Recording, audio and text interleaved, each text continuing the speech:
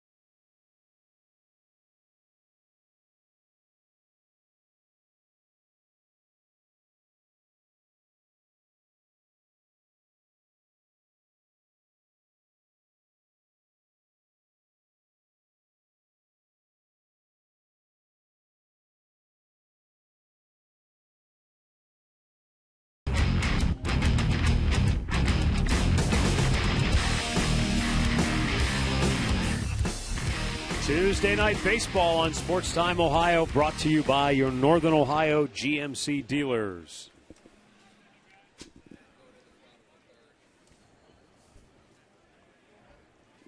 Ready for baseball here at Progressive Field as Derek Lowe winds and delivers our first pitch in there for a called strike. 56 degrees, they tell us, is our game time temperature. And a little tapper to the mound. Lowe flips to first, 1 away. Ned Yost, Kansas City Royals starting lineup brought to you by Kia. Chris Getz in the leadoff spot, followed by Alex Gordon, then Billy Butler, followed by Eric Hosmer, Jeff Francoeur, and Mike Moustakas. Then Humberto Quintero, Mitch Meyer, and Alcides Escobar.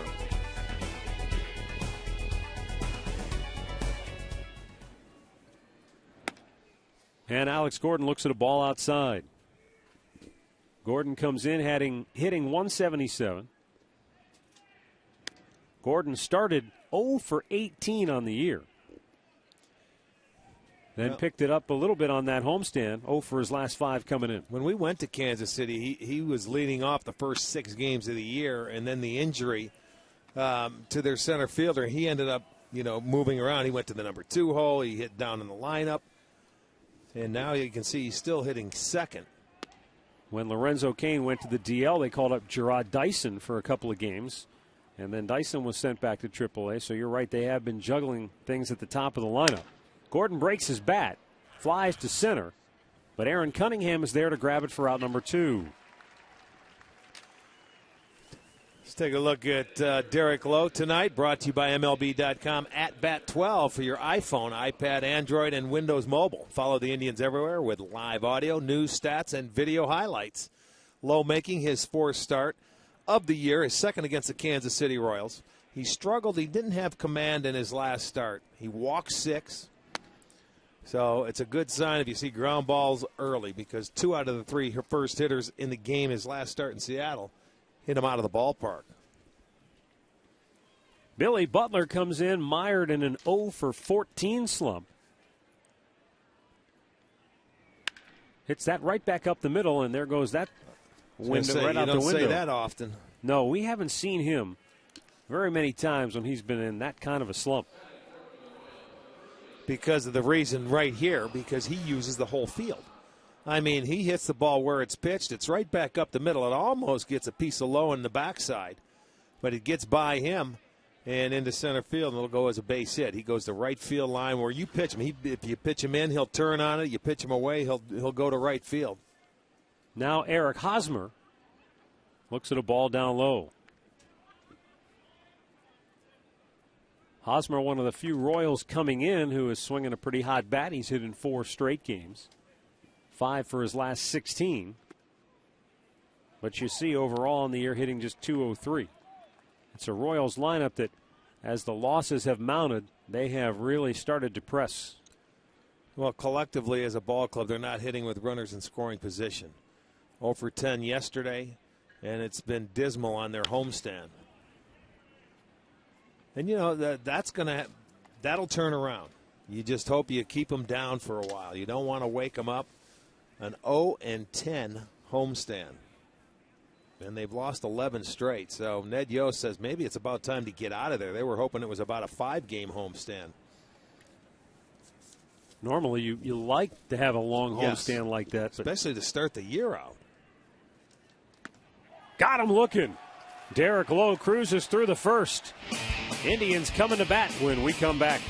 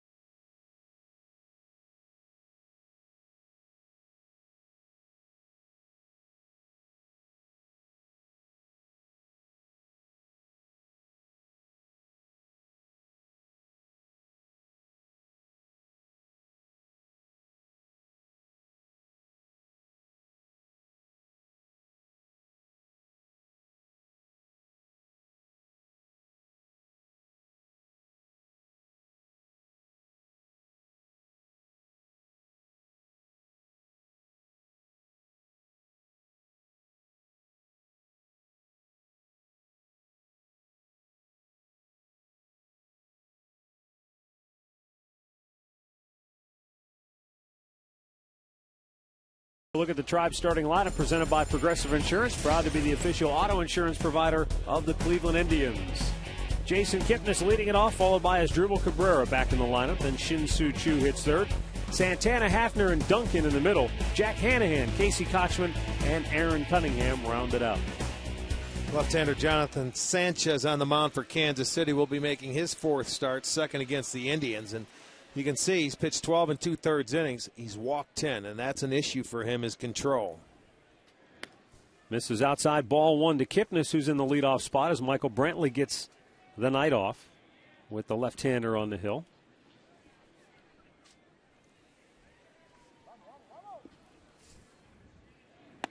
Kipnis coming off a great series against Oakland. He had the 4-for-5 game, overall going 5-for-11 in that series. Well, it's a good time to get him up in that leadoff spot, I think. Michael has been struggling a little bit.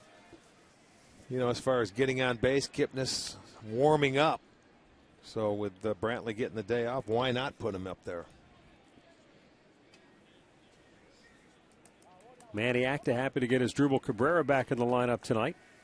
Asdrubal returning from the bereavement list now following the death of his grandfather. Kipnis almost went after it, but couldn't pull the trigger in the count, even at 2-2.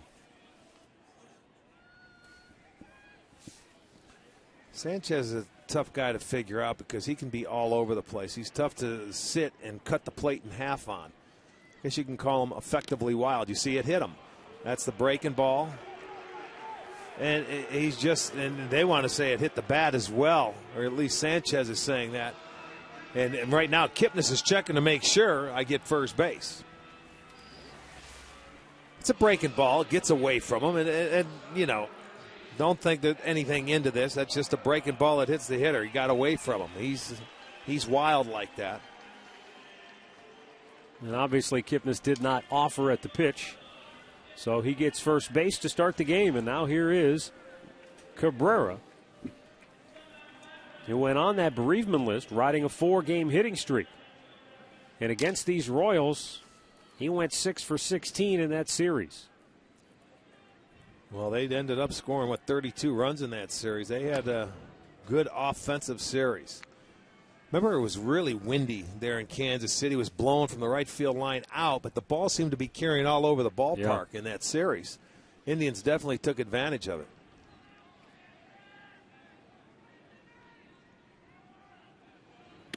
Tonight the wind is blowing just the opposite, blowing in from the left field foul pole toward the right field corner.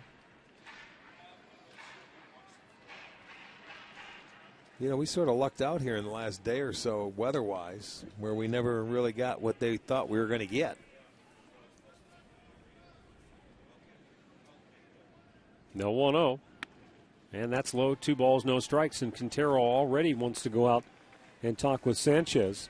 Well, He was missed on 5 of his first 7 pitches. I guarantee the Indians' game plan tonight is make Sanchez get in the strike zone. Be patient. Make him throw strikes. They've been very good at that this year, leading the league in walks with 76. And that's been a big part of their arsenal. Well, you figure it, Rick, they're 12th in batting average, but they're 6th in runs scored, primarily due to the fact that they've taken advantage of walks and the key 2-out hit. Yeah, that's the main thing. Their on-base percentage is up there at .345. You have to love that.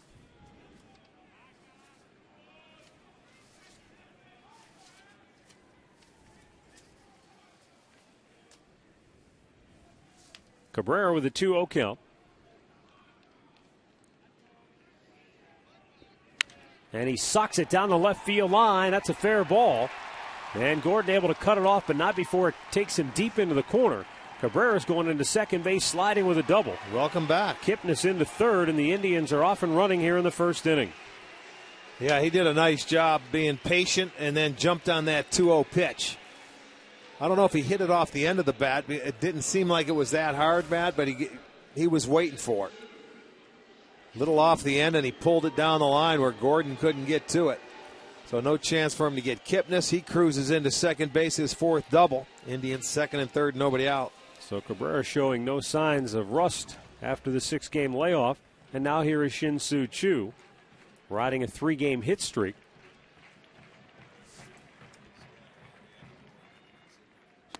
And takes a strike.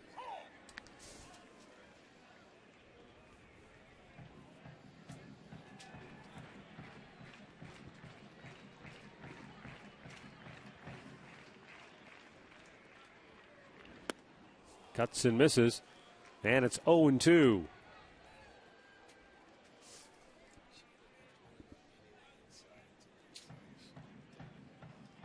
There you see what Choo did on the last road trip, driving in 9 runs and belting 5 doubles. But he strikes out here on 3 pitches for out number 1. Let's take a look at the Kansas City Home Depot defense this evening behind Sanchez. It looks like this. Gordon in left, Meyer in center, Francoeur in right. Moustakas is at third, Escobar at short, Getz at second, Hosmer at first, Quintero behind the plate.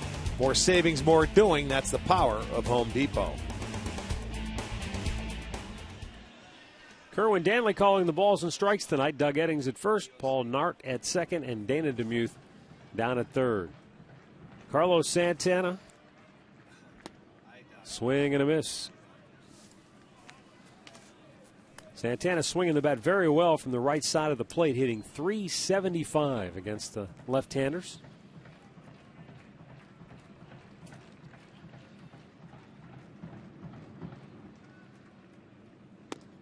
And Santana takes, it's a strike, it's 0-2.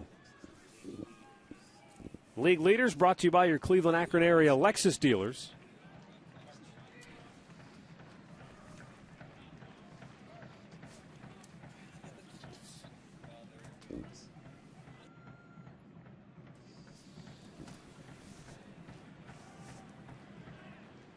Now the 0-2.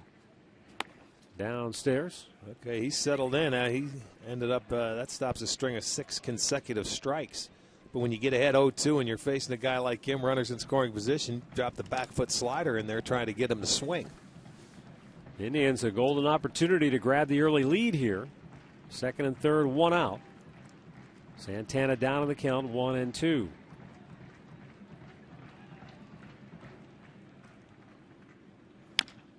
Slow chopper foul.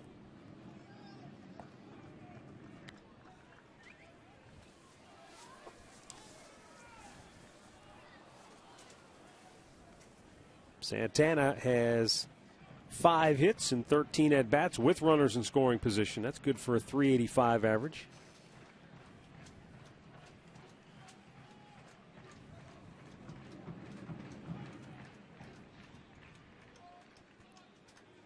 And he lines one to left. Gordon charging in, makes the catch, and a terrific job of alertly tagging up and coming home by Jason Kipnis.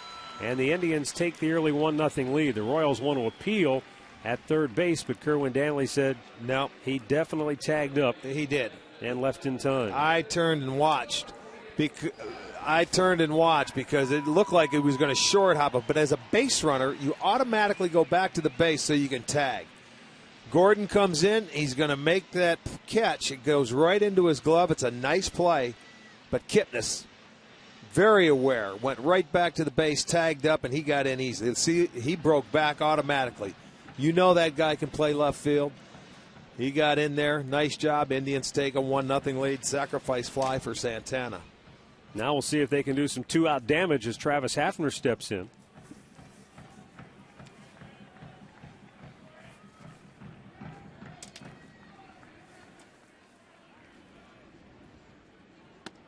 And that's up high for ball 1.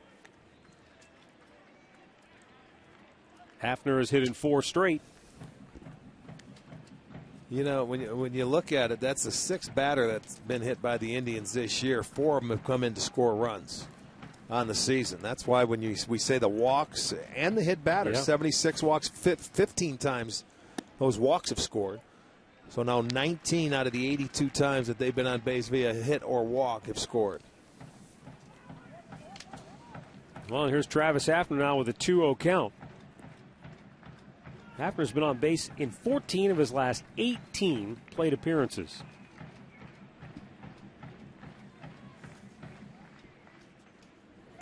That's high, 3-0. And Travis with 4 walks.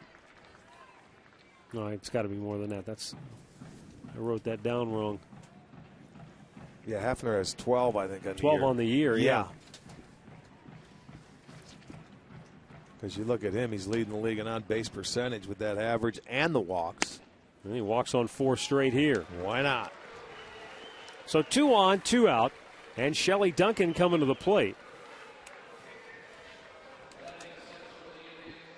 And Ned Yost will watch the lefty Sanchez go to work against Duncan, who is hitting .375 against lefties so far on the year.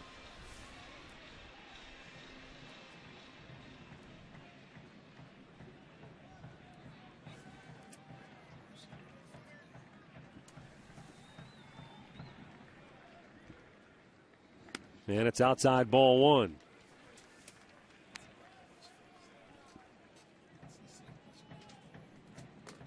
On the recent road trip, Duncan had 6 hits, and he also scored 7 runs, as you see what he's done in the clutch so far this year. Cabrera's at second, Hafner at first with 2 down.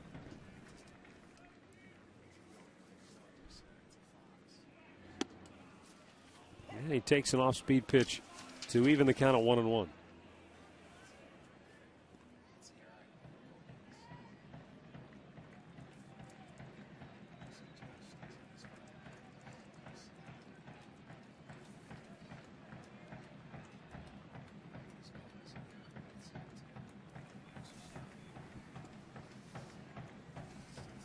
Now the 1-1.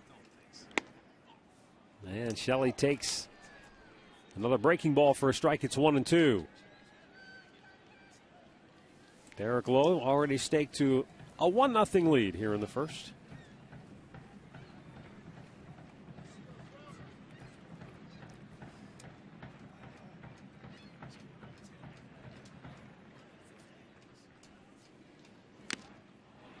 And he strikes him out to end the inning. But the Indians take advantage of the hit batter. They come around and score, lead at 1-0 as we go to the second.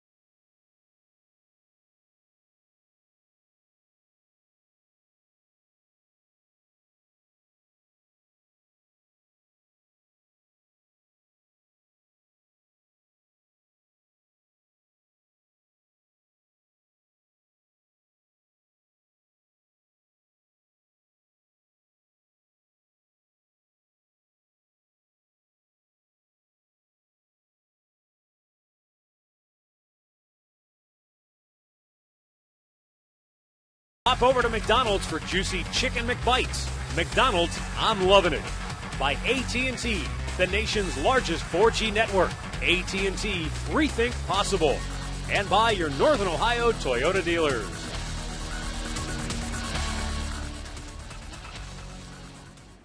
Second inning, Derek Lowe pounds the strike zone against Jeff Francoeur. 1-0 Tribe on the Carlos Santana sacrifice fly. Francoeur takes, it's low. 1-1 to count.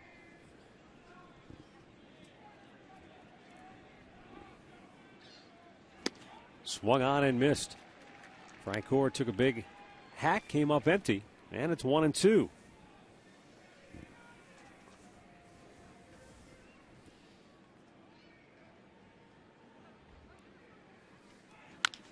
Weekly chop towards first. It stays fair. And Kochman tags the bag for out number 1. All right, let's take a look at the Tribe defense tonight, brought to you by Pat O'Brien Chevrolet, saluting the men and women defending our country and watching on the Armed Forces Network. It'll be Duncan, Cunningham, and Chu in the outfield. Hanahan, Cabrera, Kipnis, and Kochman on the infield with Santana behind the plate. Here is Mike Moustakas. Looks at a ball outside.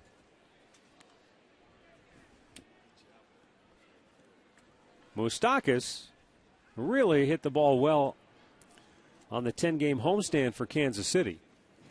Batting .351.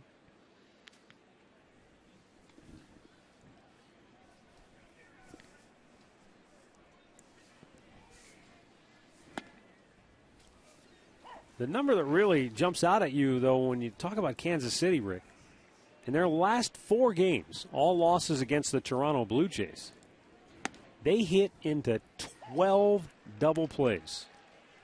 That's scary. And they're second most in the league, or tied for the most in the league with 19. Yep. Because Ned Yost likes to run. Got him.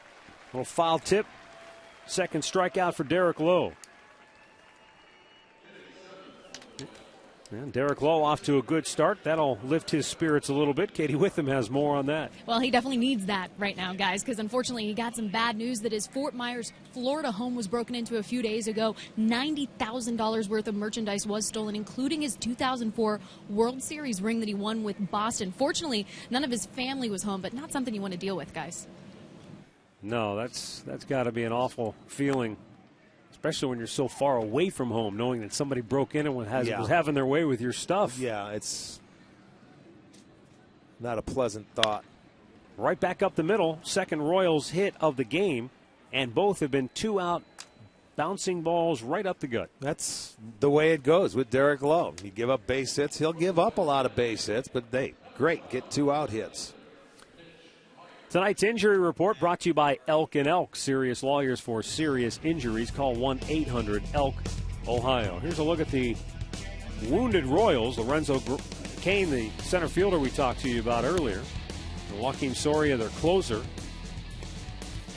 Greg Holland now on the DL as well out of that bullpen, along with Blake Wood. So they've got some injury issues, as well as their catcher Perez. And when you look at the Royals last year, they basically had a pretty injury-free season overall. Nice little change there. Mitch Meyer 0 for his last 5 at the plate.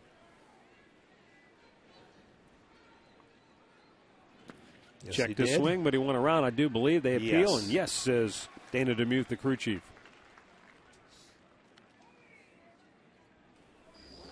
When changeup follows that up with a breaking ball, and he was able to get him to chase it down in the dirt.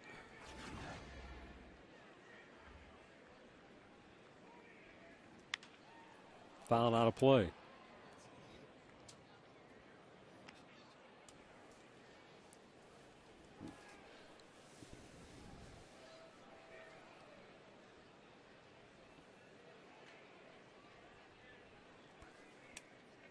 Now the 1-2. And there's a gap shot that will be cut off by Aaron Cunningham. Bobbles it a little bit. Holds Meyer to a long single, but on his way to third goes Quintero. So back-to-back 2-out singles here in the second for Kansas City.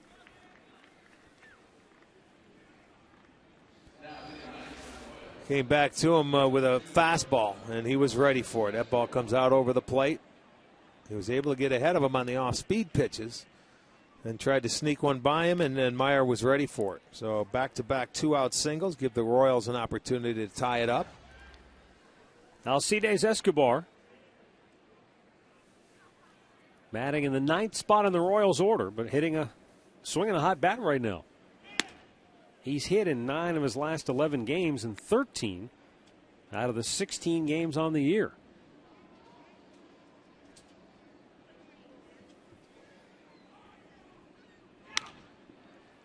Big cut, but fouled the other way, out of play. You know, sometimes you get down in that number 9 slot, and you've got a guy that's a pretty good fastball hitter, which Escobar is. And, you know, they feel comfortable down there because you want to get this guy out. You want to pitch to him. And he had 4 hits Saturday night against Toronto. 1-1 low and away. He swung the bat good against us when we were in Kansas City. Now, the Royals didn't have much trouble offensively in that series in which they were swept by the Indians. They batted .400 with runners in scoring position. That's now low 3-1, but as you pointed out earlier, 0 for 10 in their loss last night to Toronto. So sometimes those runners in scoring position numbers, it happens to every team. It happens to every team where they're going to go through a slump with hitting with runners in scoring position. And you're looking at both sides of the coin compared to these two teams, where the Royals are on the bad side of it, the Indians are on the good side of it. But it doesn't stay that way for long. It takes 1 hit sometimes with 2 outs. Derek Lowe's trying to prevent that 2-out hit right here. Keep his team in front. Royals at the corners with 2 down. And the payoff pitch. Swung on and missed. He struck him out. Third K for Lowe. Royals strand a pair. 1-0 Indians.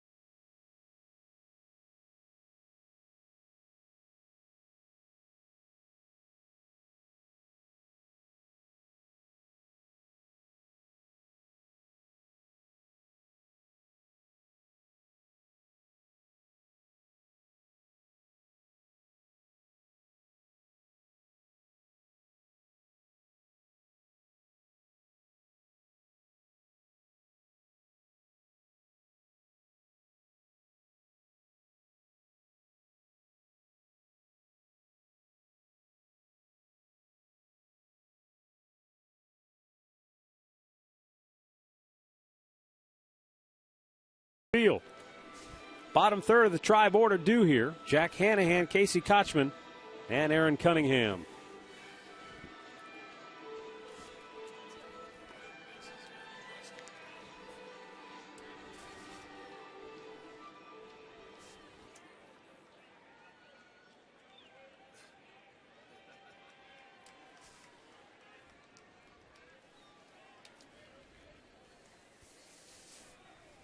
Hanahan hit .313 on the first 5 games here at Progressive Field. One of the few guys really who had good offensive numbers in those first 5 games.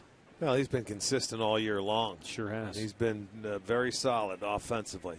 Actually, quite a surprise, I think, for some, driving in the runs. But he's been right in the middle of it, and he's hitting with runners in scoring position, leading the league there. In addition to those 7 runs batted in on that road trip, he also walked 6 times. Well, he's going to left field. It's been fun to watch. Because last year he had trouble against right-handers and hit left-handers really well. And we've talked to him about this as far as pulling off on right-handers. And now he got the big base hit in Seattle driving the 2 runs to win that game late off a right-hander to left field. Another walk here, second issued by Sanchez, and the Indians get their leadoff man aboard for the 2nd inning in a row. Our stat of the game brought to you by your Northern Ohio GMC dealers. 8 consecutive losses in games decided by 2 runs or less. Tied for the 3rd longest skid in history in the American League. Yeah, they're on 5 and 1-run games this year. But, I mean, that's what happens when you don't hit. And they're a team that hits. Where the Indians are supposed to be a team that are pitching defensive-oriented. It's the Royals that are supposed to be offensive-oriented, and we'll hope they get good pitching. Casey Kochman trying to snap an 0 for 16 slump. Takes a strike.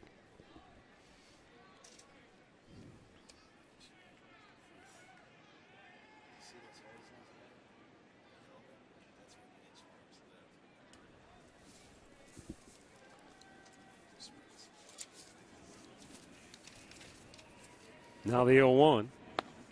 A little bit outside.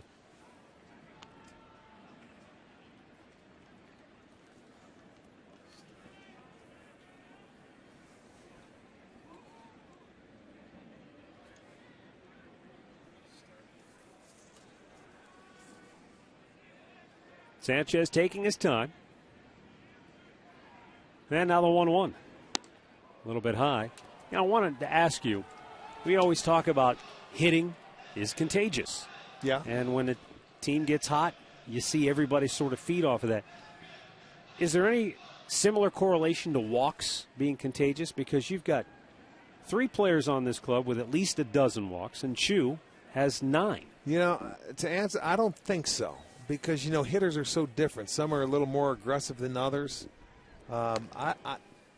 You just tip your cap to the hitting coach, Bruce Fields, who's obviously implemented a plan and how the hitters that have the walks, Santana, a guy that takes walks.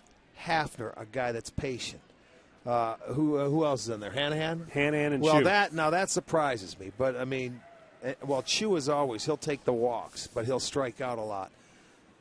Oh, and Shelley Duncan's the other one. He's got 12. Yeah, that's surprising, too. So I don't know if, like, let's say Duncan is learning stuff from those guys hitting around him. That very well could be. So, yeah. I think that very well could be. See, he's picking his brain right now. And that very well could be. But, I mean, for me, thinking about walks and is it contagious? No, hitting is because everybody wants to hit and you get a little more aggressive. Walks come with patience and trusting the strike zone. Full count to Kochman, who has 5 walks coming in.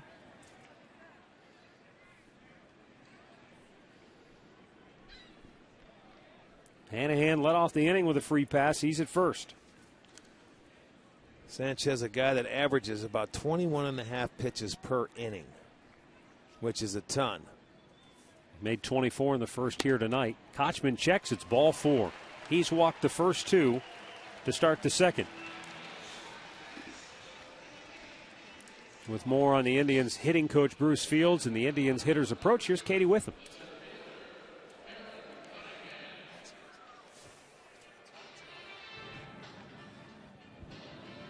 Hey guys, I did speak with Bruce Fields earlier today, and their approach is simple. They're just trying to be more disciplined at the plate. He said they're not necessarily trying to walk more, but the key is they're trying not to chase the ball, and that's the most important thing when you face a guy like Sanchez. Make him throw strikes. That's a great point, Katie.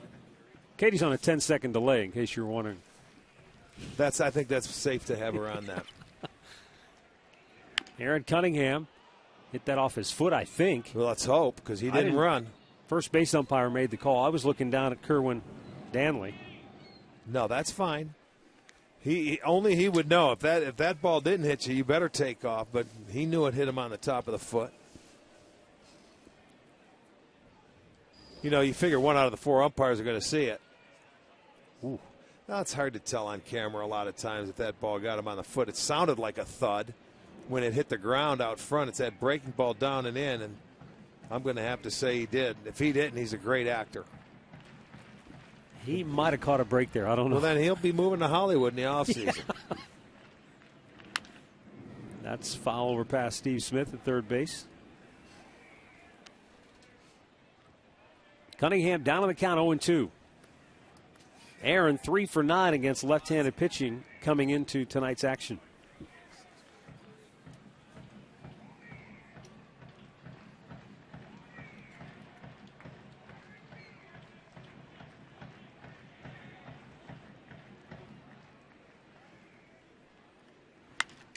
Fisted foul trying the other base coach, Tom Wiedenbauer, over at first base that time. Yeah, you look at Sanchez on the year. We told you this is his fourth start. And the minimum he has walked is 3. This is the third time he has 3 guys, as you see Cunningham fighting it out of his kitchen. The last time he faced the Indians, it was 4 walks. We're only in the second inning, and he already has 3 again. Low and inside, a ball and 2 strikes.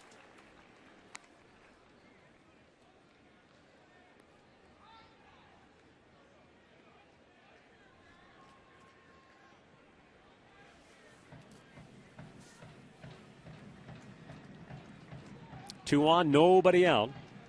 And now the 1-2. Checked, it was low again. And now he's back to even at 2 balls, 2 strikes. And this will be the 40th pitch of the night now for Jonathan Sanchez. Patience is the utmost when you're facing this guy. See, he's letting him right back into the count after he had him down 0-2. After walking the 2 left-handers to start the inning in Hanahan and Kochman, he's setting this inning up. I mean, it's got to be frustrating when you sit there and you watch Sanchez, who has good stuff. Got a good fastball, nice changeup, and a nice breaking ball, but just doesn't seem to be too aggressive out there. Just doesn't find the strike zone enough. Look at that, 0-2 to 3-2. Yeah, just nibbling, and that's off the plate outside. So now a full count.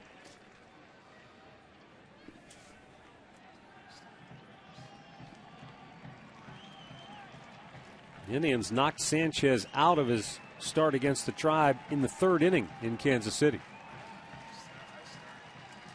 3-2 pitch, runners hold, it's ball 4, and he's loaded the bases on 3 straight walks. And that's going to bring out the pitching coach, Dave Island. No question about it. That turned out to be a very good at-bat for Cunningham because he was down in the count 0-2. He thought about swinging that 1 slider down and in, but he did not. So he did a nice job to lay off, and boy, are they setting the table here for the Indians. I should say Sanchez is setting it for him. Now it's just a matter of trying to clean it up a little bit. He has set it for them, but again, this goes back to what Katie was talking about with Bruce Fields, and that is having that approach at the plate so you're not chasing. Don't chase the bad balls, you know. Make sure you get yourself a good pitch to hit. Yeah, that's tougher to do when you're down in the count 0-2 because you're going to expand your strike zone, but most of the time he's been pitching from behind. That was an at-bat where he thought about it, but he didn't swing it. Here's Kipnis, who was hit by a pitch and came around to score the only run of this game in the 1st inning.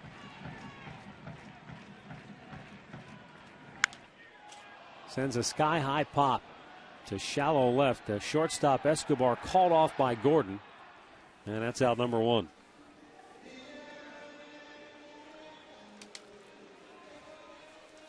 Time now for the AT&T trivia question.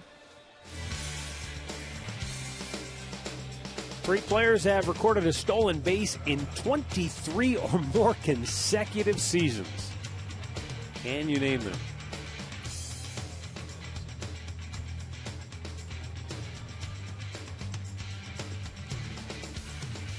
That's a good one. We'll have the answer coming up later in the game. Here's Cabrera, who doubled to left his first time up.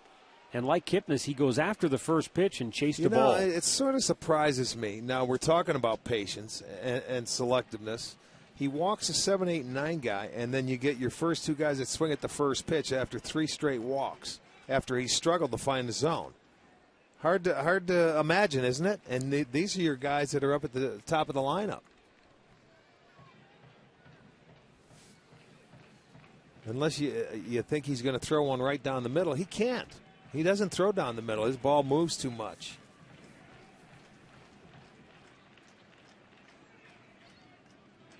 Cabrera bangs it to short.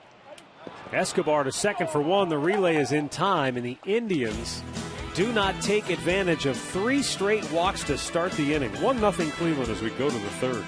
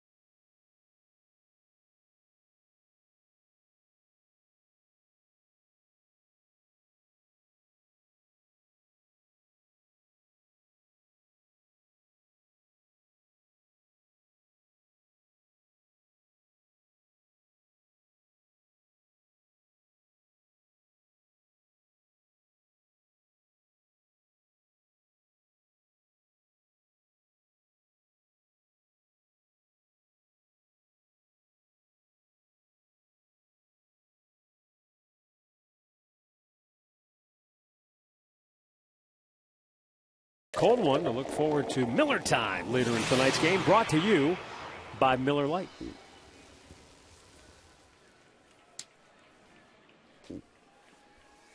Smile, say cheese.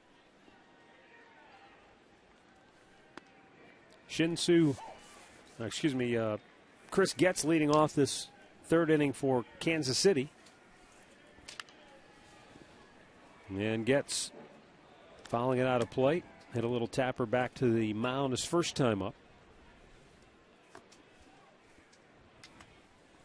Getz 4 hits in his last 12 at-bats for the Royals.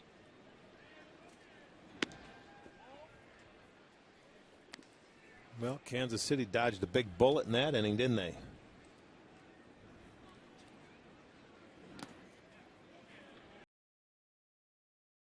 Yeah, I mean, you load the bases with nobody out. Yeah, 7, 8, 9, you get back up there. Yeah, you want to get at least one in to do some damage, but see if D'Lo can come out here and have a quick inning and get him right back in there.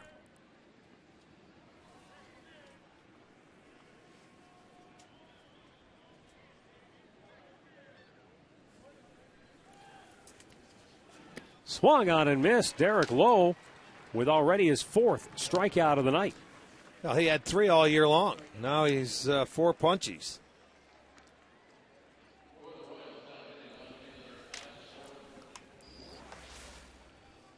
And he's getting them to swing it, the pitches out of the zone. They're really trying to be aggressive, and Derek can do that. That's a breaking ball. Also the changeup, and his ball moves so much. But he's not a strikeout guy by any means. He's a pitch-to-contact guy and let his defense work behind him. Gets the ball quickly, works quickly.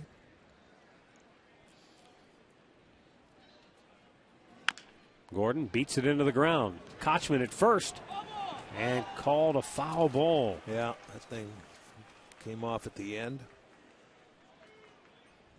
Well, we'd like to send along very special birthday wishes tonight to one of our favorite guys over in the STO office, Mike Roach. His birthday tonight. I think he's turning 23. He's been there a long time. 23? Yeah, he started when he was 13. Mike, happy birthday, big boy. I'm not going to tell you how old you are.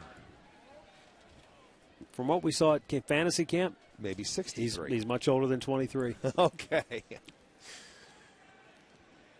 If you get that, you go ahead and text Max right now. 3-1 to count for Alex Gordon.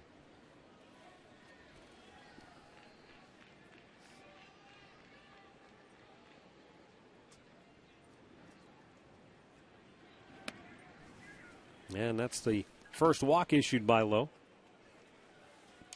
1 on, 1 out. Let's check in once again with Katie Witham. Hey guys, the brand new Kids Clubhouse presented by University Hospital's Rainbow Babies and Children's Hospital will be opening on the first KeyBank Kids Fun Day, Sunday, May 6th. It's 4,000 square foot indoor playground. It's very cool. Log on to Indians.com and get your tickets now. All right, thanks, Katie. Here's Billy Butler. Base hit his first time up, stopping an 0 for 14 slump. And he takes a strike over the outside corner.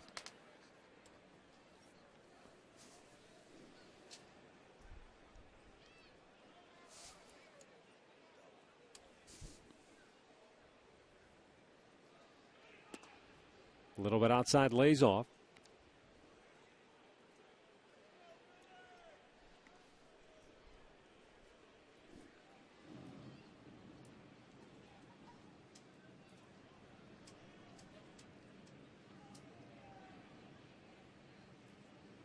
Way outside, and now it's a 2-1 count for Billy Butler with Alex Gordon down at first.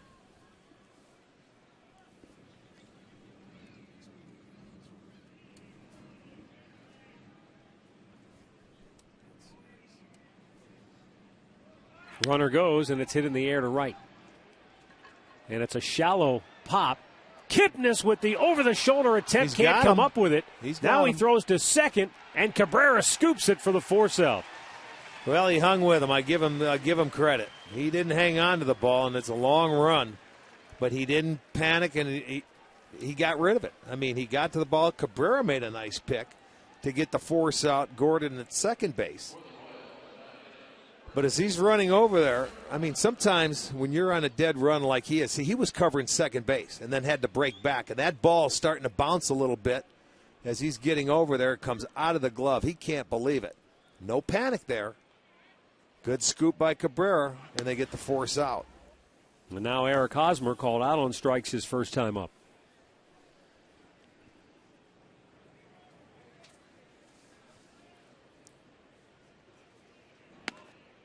Just inside, 2-0.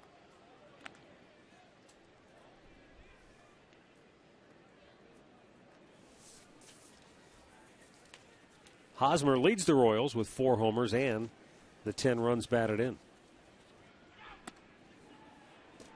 And now Lowe's 3-0 to Hosmer with Frank Coor, the right-handed hitter, on deck.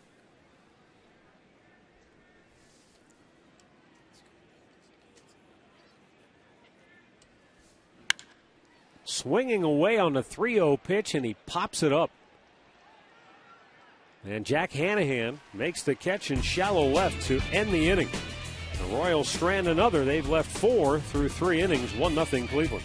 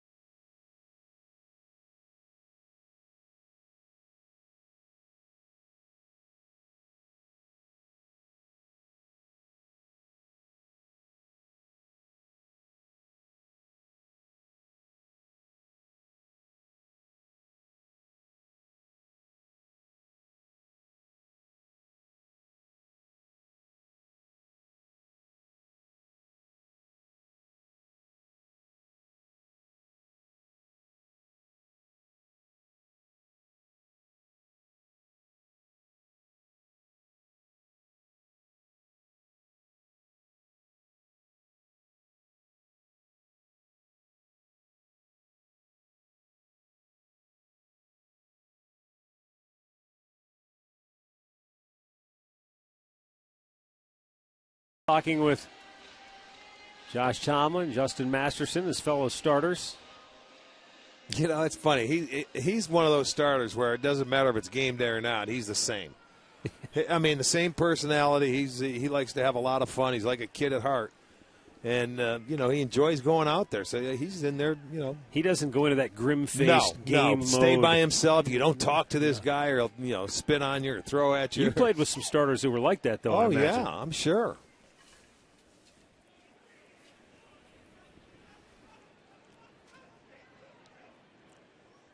Now the 0-1. Chu lays off.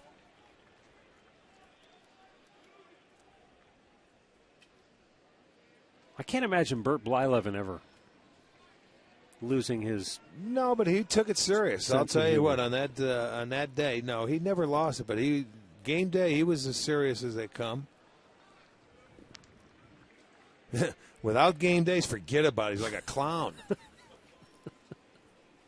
He was a madman. Lighting people's shoes on fire. Lenny Barker was fine. he's like Lowe every time. He took it serious, but I mean, you could still talk to him on his day. Chu with a little fister to third. And Moustakas throws him out, one away. Let's take a look at our University Hospitals minor league update. Jared Gettert, minor league player of the week, going 10 for 18 in the 5 games he played. On the year, hitting over 400 for the Akron Arrows.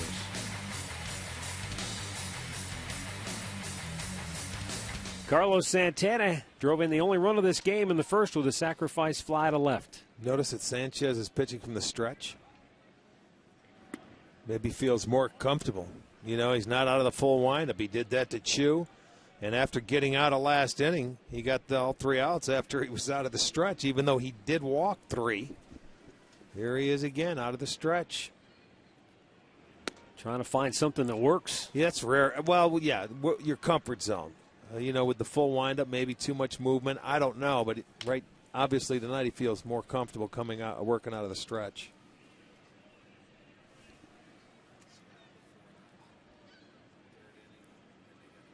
It's up high, 2 balls and a strike.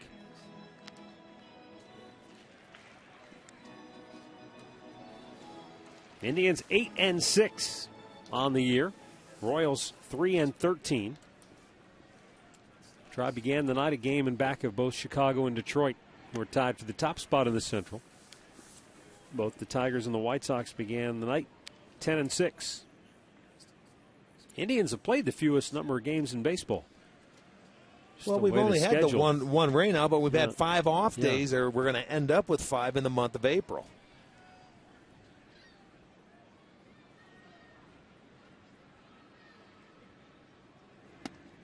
Tried to hold up, but Kerwin Danley calls it a strike. He didn't call the swing, he called the pitch a strike, full count.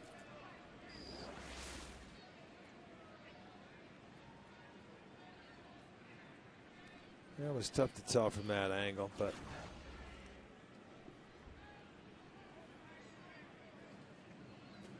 and the payoff pitch hit by Moustakas at third and into left field, a base hit. Well, when Carlos gets the gear back on and goes behind the plate, he's going to thank him for calling that a strike because he got a base hit out of the deal. Just the second hit tonight for the Indians. That might have been the same pitch that was called a strike. It was a good pitch down. And it looked like the exact same pitch. Gets it under the glove of Moustakas. There's a look at our great clip of the game from Sunday in Oakland. Travis Hafner just missed a home run high off the wall at the Coliseum in Oakland. Great clips. It's going to be great.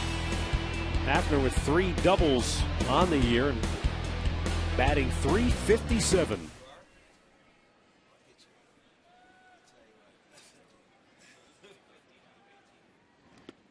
Bounced in front of the plate, and Quintero with a good stop.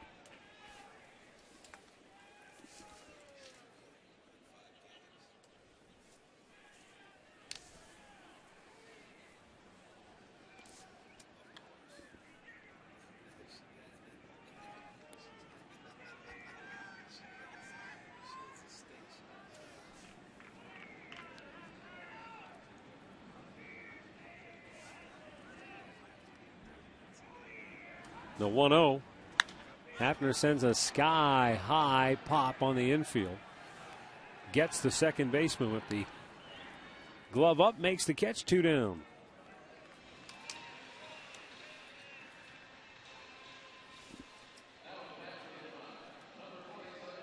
That's going to bring up Shelley Duncan, who struck out to end the first inning.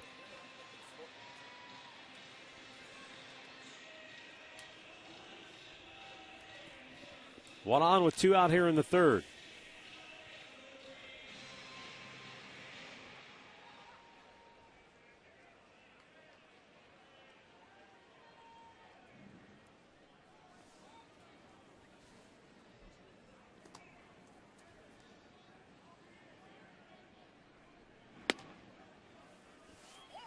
Strike to Duncan.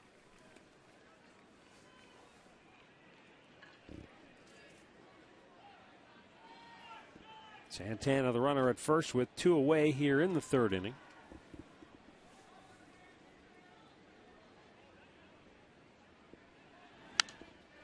Back out of play. And it's quickly 0-2.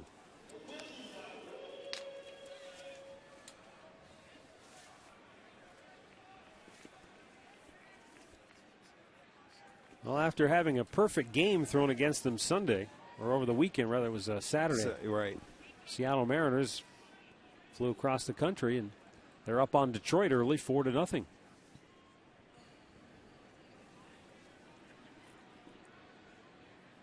The 0-2, up and away.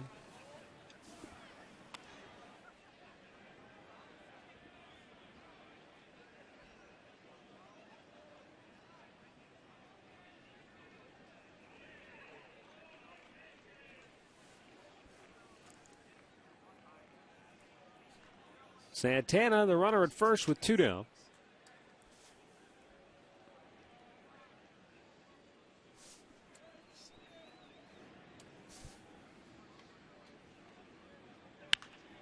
And Duncan smokes it foul.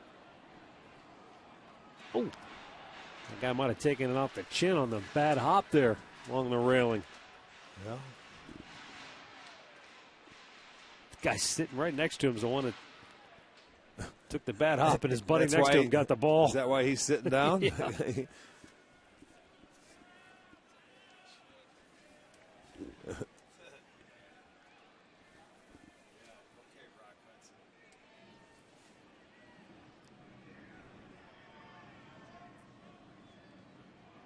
Sanchez delivers, and a little bit low. What did you say? Sanchez averaging just over 20 pitches. 21 and a half. Here he is. Inning. Yeah. 62 through the first That's 3. Right on. Well, through the first 2 2/3. I mean, it's tough. He'll never take you deep into a game when you average that. No. You know, that kind of pitching. I think last year when you look at Josh Tallman, he was right around 14 per inning, right around there. Broke his bat, but Duncan pushes it through the center of the infield. Santana stops at second, and the Indians, with a couple of hits, have 2 on with 2 out. Going to give Jack Hanahan an opportunity to bat here. That was the breaking ball from Sanchez. It did break a bat. Not that it was a bad pitch. Duncan ends up getting it through the infield. They're playing him way over to pull, and rightfully so. So now the Indians' turn to try it with 2 outs.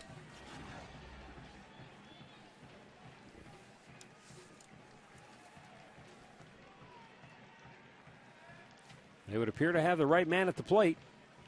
Yeah. Jack is 5 for 6 with runners in scoring position and 2 out on the year.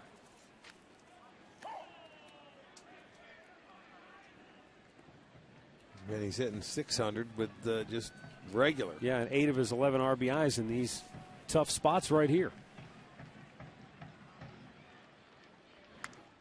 Oh, he had a good pitch and fouled it right back. 0-2.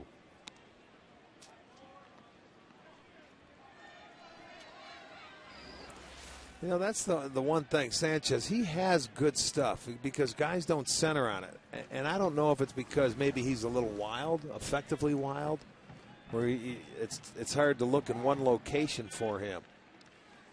Hey, he's got a no-hitter to his credit, so you know he has good the ability. Stuff. Yeah. You know, I don't know what it is or how a pitching coach would have to get through to him and say, you know, don't be afraid to pitch to contact a little bit more. I mean, you think he would be able to help your team more the deeper in the game you could go. Some of our viewers in Central Ohio may recall Jonathan Sanchez pitched collegiately at Ohio Dominican. I think he threw, I want to say, 4 no-hitters when he was in college. Yeah. You know, he did pitch against the Indians, back here in 2008 when he was with the Giants and has a win in this ballpark. Yeah, he threw 4 college no-hitters and has left with 5 school records pitching for Ohio Dominican. Hanahan trying to break through here in the 3rd. And the 1-2 is tapped up the first baseline. It's a fair ball, and Hosmer will end the inning. 1-0 Tribe as we go to the 4th.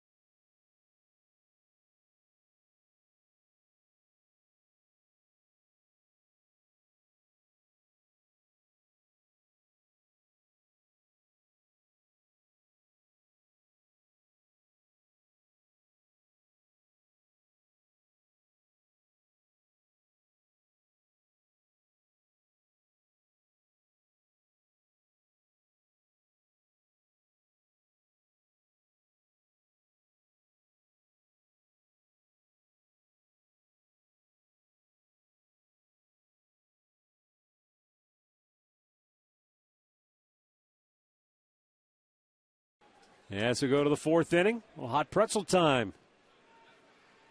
Dinner time. Jeff Francoeur leads off, takes ball one. You know, it's not too bad tonight. Wind seems to be blowing out to right center, so it's much warmer than it has been in the past here.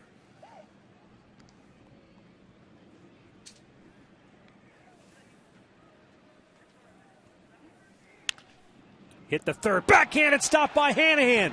Gets up and throws him out. There he is. Another sensational play turned in by Jack Hanahan at the hot corner. He's had his struggles this year, Arch, but yeah, it doesn't matter. I mean, defense sometimes, you make a couple of. He made a couple of easy errors, but he made this play all year long last year, and that's going to be our McDonald's. I'm loving it because how can't you love that? Leadoff guy aboard, possible double if he doesn't get it. It comes up and throws a strike to retire him. Nice play, Jack Hanahan.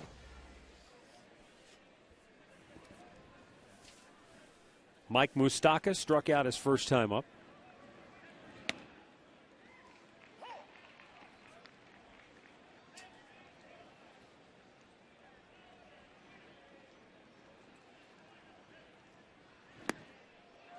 Good pitch by Derek Lowe. And he gets ahead in the count.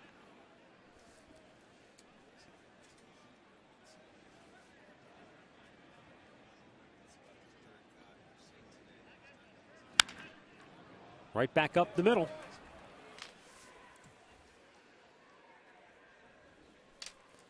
One on, one out. And we'll go back to the Hyundai Studios for an in-game update with Al Pawlowski. Hey, Matt, Rick, Seattle and Detroit.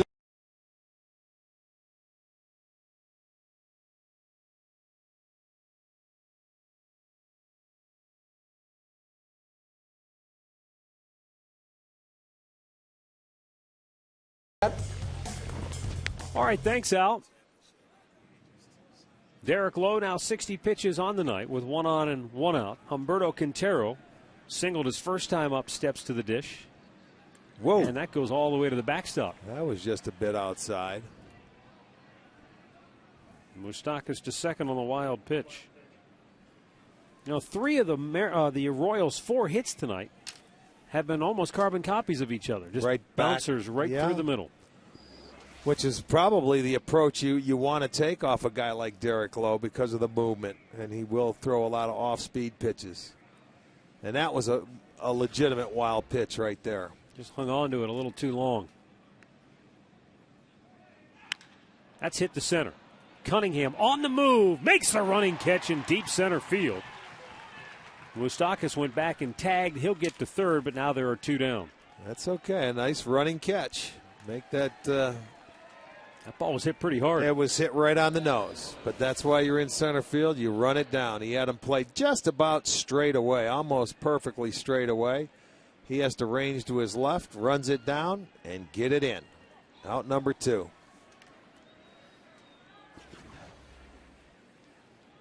Going to bring up Mitch Meyer.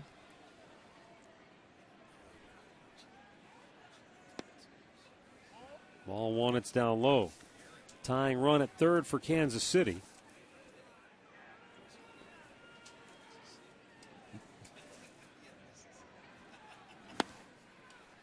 And he shaves the outside corner to even the count.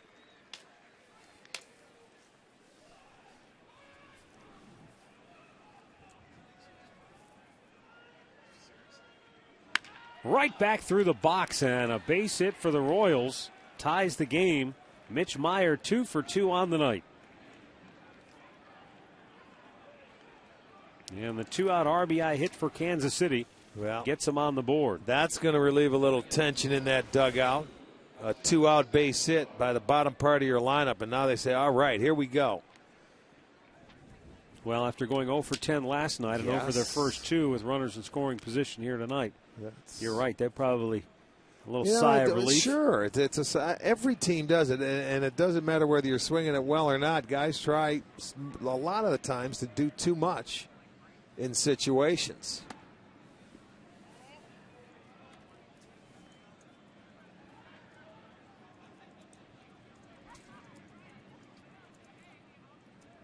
Here's a guy that had an opportunity in his last at-bat with 2 outs back in the second, and Lowe was able to get him on the strikeout.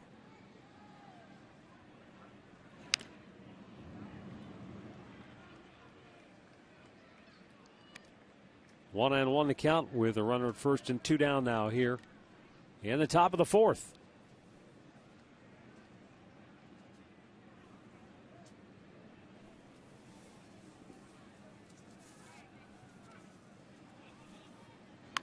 And he lays the bunt down, third base line. Oh, baby, put it in your pocket. Perfectly placed. Yes, it was. And the Royals have 2 on with 2 out. For him, the number 9 hitter, that I like that. I mean, it keeps the inning going. They were giving him a base hit, and that ball just died in the grass. Keeps the inning going and gets you back to the top of the lineup again. That's a nice little play for them. You know, see, he didn't try and do too much. He takes what they're going to give him. They're going to give him a base hit. He took it. Going to ring up Chris Getz, 0 for 2 on the night.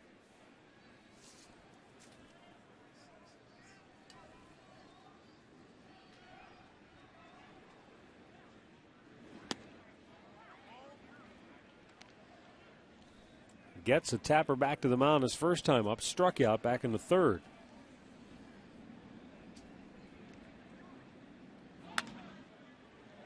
And that's going to stay fair. There's nothing you can do there. And that's a swinging bunt, and the bases are loaded. There's not much you could do there. Getz is a guy, you know, he was just trying to put the ball in play, but it was a perfect bunt. It was just like Escobar's. So they have 3 consecutive singles after that 2-out base hit. Now Lowe's got to face the tough part of the lineup. When that ball came off of his bat, it actually hit behind home plate. And it just rolled right up the third baseline. Went straight down in the dirt, just behind the dish. But the Royals will take it. They're loaded with 2 down for Alex Gordon, who takes ball 1.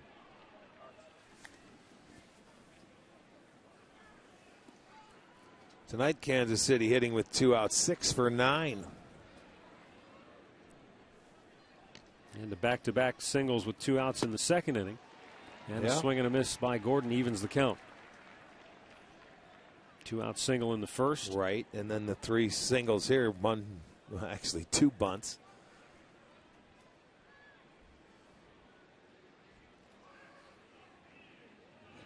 Gordon bounces it to first. Kochman gloves it, flips to Lowe. That ends the inning. Royals leave them loaded, but they get on the board and tie the game 1-1 middle of the 4th.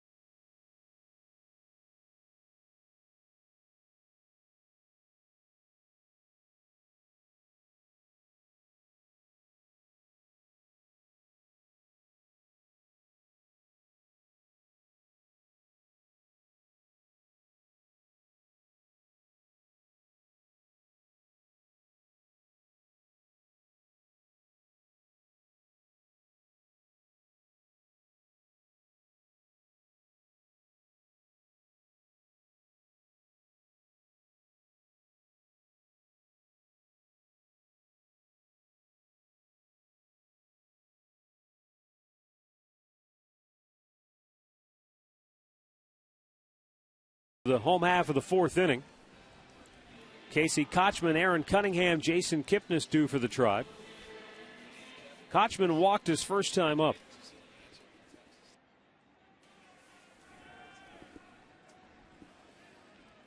Jonathan Sanchez starts this fourth inning, having made 67 pitches so far on the night. And he missed inside for ball one.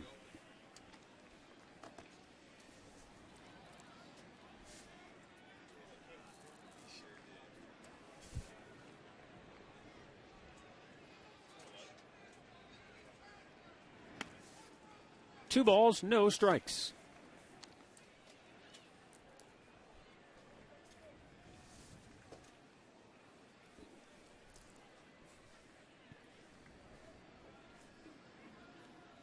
Missed the lineup. He had a hard time throwing strikes to the last time through. You remember in the second inning, he walked Hanahan, Kochman, and Cunningham.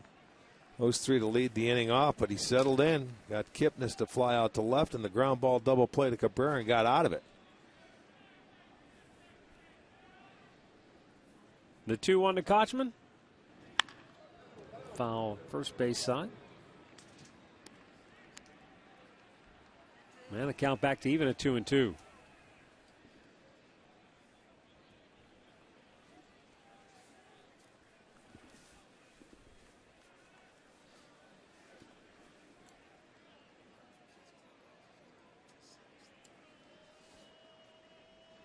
Up and in, and down goes Kochman in a heap.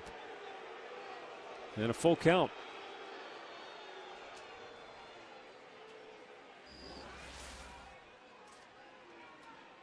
Well, there's one that just he gets away from him. This is how this guy is. He cannot be fun to face.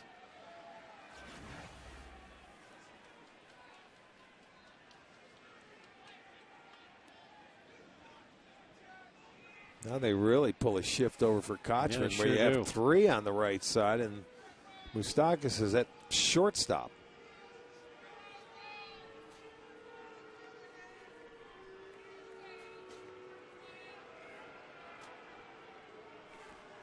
So now the 3-2 pitch. And he strikes him out on a changeup. Third K for Sanchez, one down here in the fourth. Comes with a 3-2 changeup. And obviously Kochman looking for the fastball. Comes up empty. It would have been a ball if he lays off of it. Ball four, but he helps him out.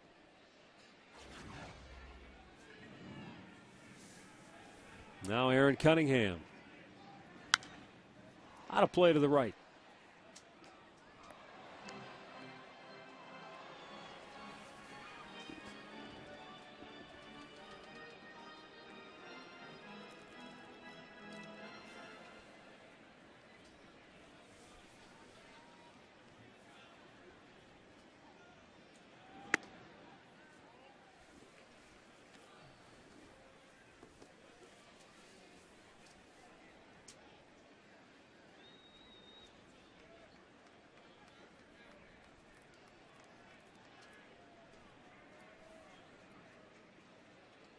The left-hander deals, and that curveball missing badly. 2-1.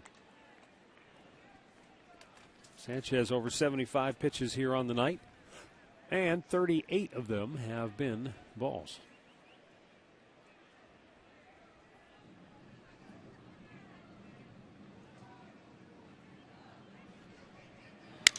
Shatters the bat, rolled to short. Escobar takes care of that, 2 away.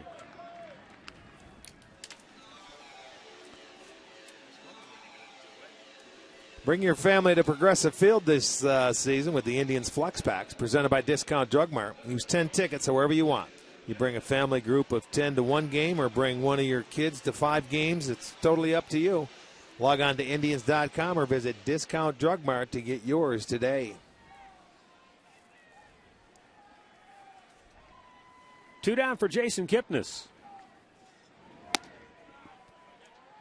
Up high for ball one.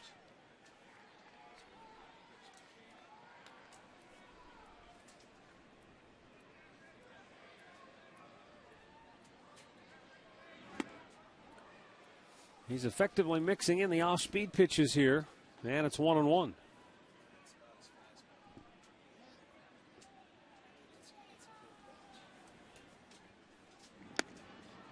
Came with it again.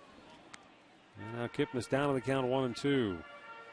Well, here's one left-hander that's not afraid to throw his changeup to left-handers. It's been very effective. He got Kochman there, and he's back-to-back there to Jason Kipnis and tried to triple up on it, looks like.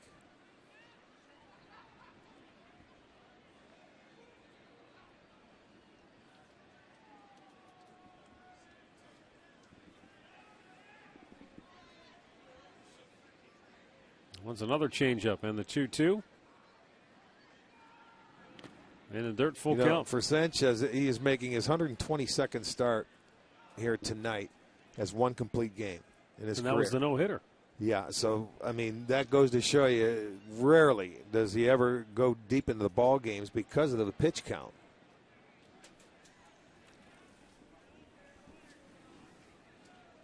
And the payoff pitch. And he got him again with that same pitch. The changeup allows Sanchez to retire the side in order in the fourth.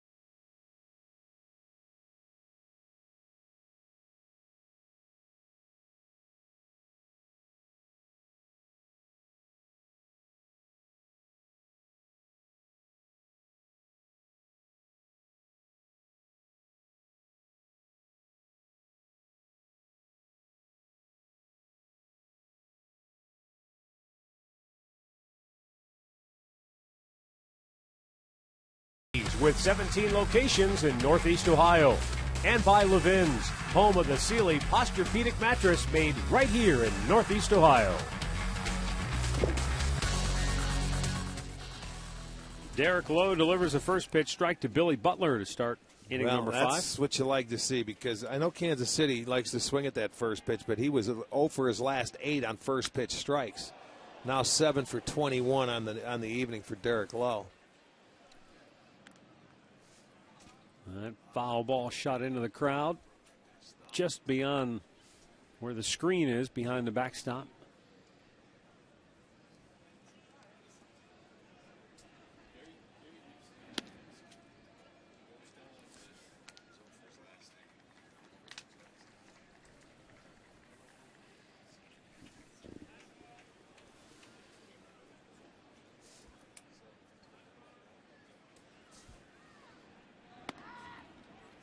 Lowe tried to throw the righty-righty changeup, but it sailed inside. 2-2.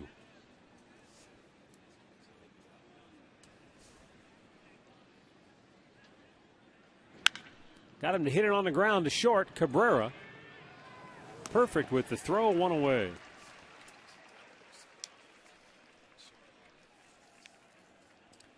Hell, the NFL draft, if you haven't heard, and by now I'm sure you have, is Thursday. And STO has you covered. Tomorrow night at 6, join Jim Donovan, Tony Grossi, and Doug Deacon for Sunday Strategy. They'll break it all down for you. Tomorrow night at 6 right here on STO.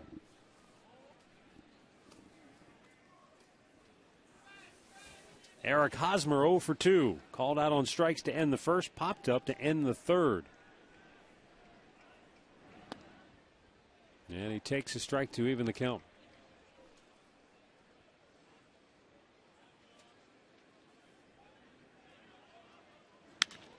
hit to third base where Jack Hanahan with the shift on was right there to grab it. 2 down. You know, without a shift, Rick, that might be in the hole. Well, you know, that's the one thing they do nowadays with the charts. You know, we talked about it Sunday in Oakland when Kaya Hui was there and Kipnis was way out in the outfield. Well, here's one where they had him played perfectly. You know, and a good percentage of them, and every team does it now. You know, you see a lot more shifts than you ever used to. How about this? Great inning for Derek Lowe. Love it. The ground ball machine. He gets 3 of them, and he gets through the 5th on just 9 pitches.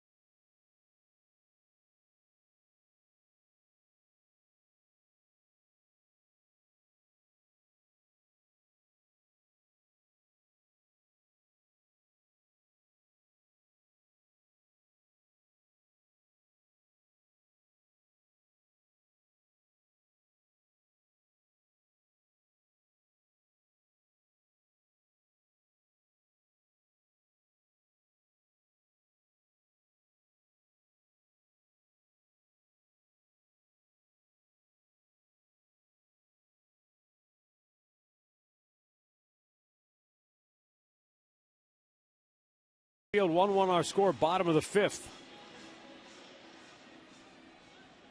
Derek Lowe only needed 9 pitches to get through the top half of the inning. That's a good inning right there. You love innings like that.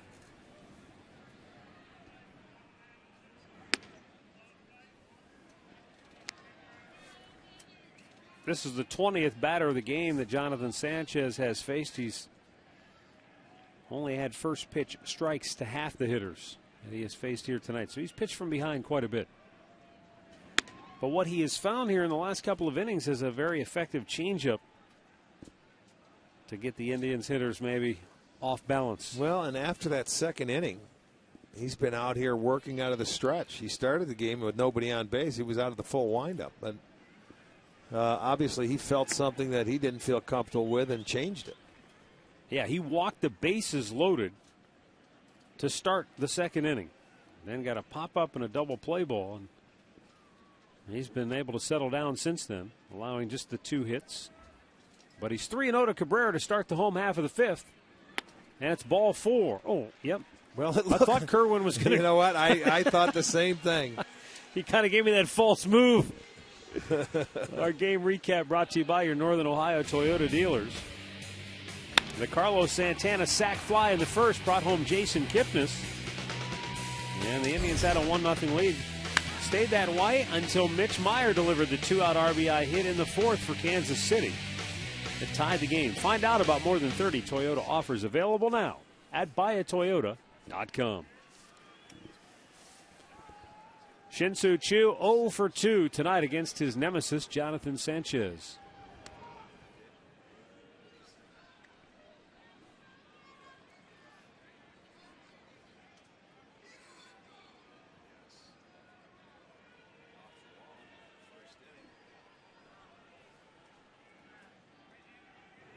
Second consecutive throw to first has Cabrera back diving.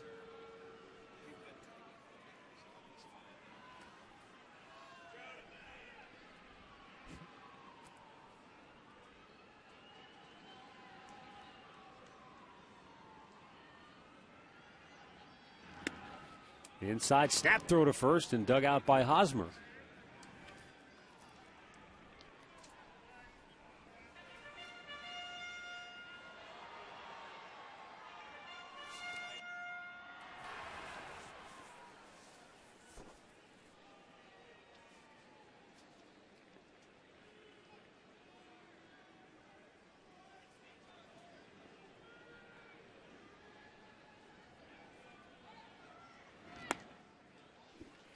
Man, he misses 2-0. There you go, man. Make him throw strikes.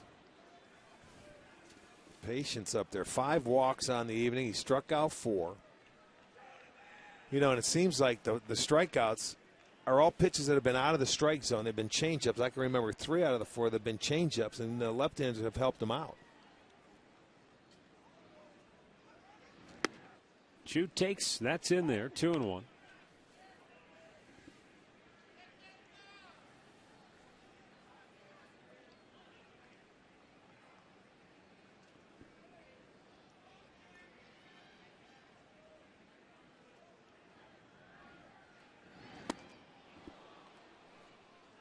Might have been that changeup again. It's 2-2. It was. It certainly was. That's his money pitch.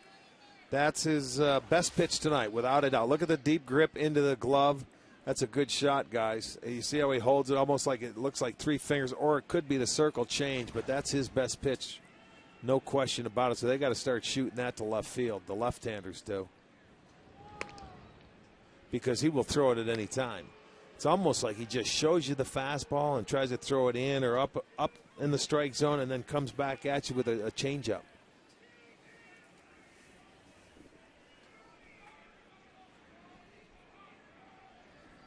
The 2-2. Chu taps it foul.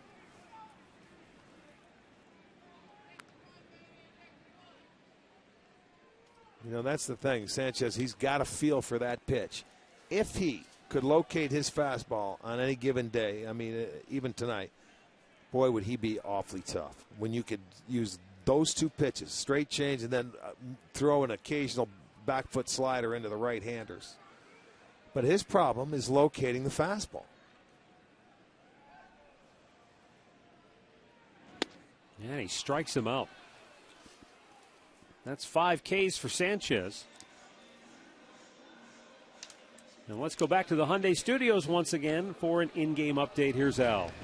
All right, Matt, let's go to Target Field in Minnesota. Boston and the Twins tonight, and David Ortiz continues his hot tear in April. He's batting .450. RBI single here in the first, part of a 3-run first inning for the Red Sox.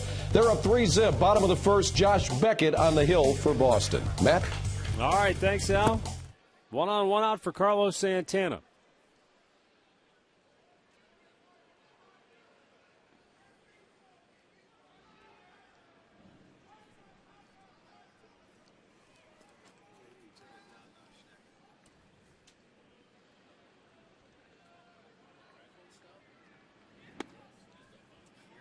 Low ball 1.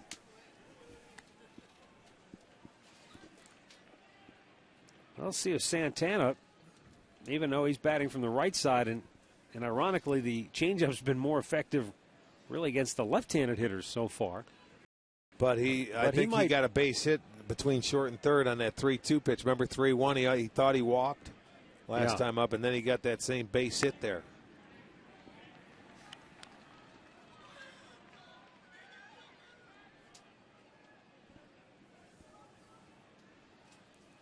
You know, even though Sanchez has walked a lot of guys, 15 on the year, and he has struck out 13, he still has not surrendered a home run or a long ball.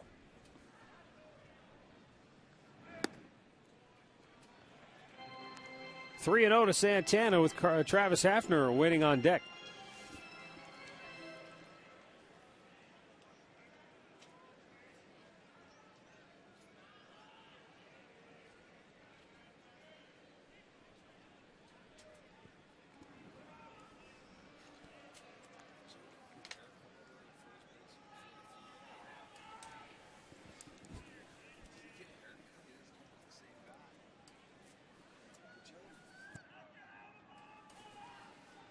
The 3-0, and Santana taking.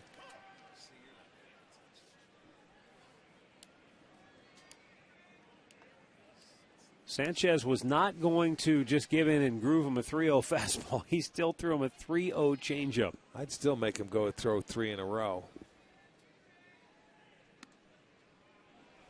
Now you see that one Carlos didn't like. He thought that one might have been away. Flips the bat, but he'll get back in there. That one looked like it from up here. See where that catcher's got to reach and then frames it and holds it up. We didn't see the plate, but that looked like a ball from up here. But just like last time, 3-1. He called 3-2, and he got a base hit the next time, next pitch. 99th pitch of the night for Sanchez. And it's ball 4. Can't call that one. Another walk, 2 in the inning. 2 on, 1 out for Travis Hafner.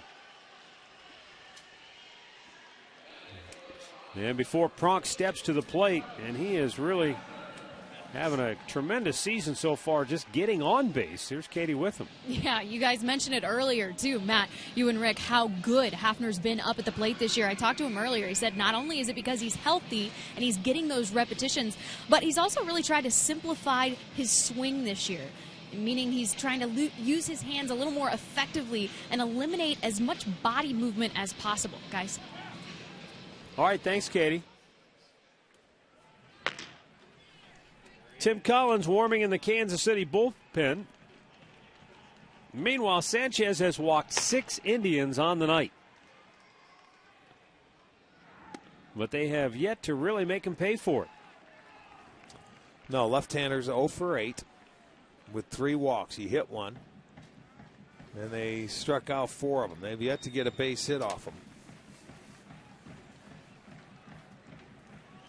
But now the way Pronk's been using left field so far this year, I wouldn't be surprised to see one shoot that way into left center. Okay, you give him that one. That's the fastball up. He hasn't thrown enough of those for strikes yet. He's been pounding that strike zone with changeups.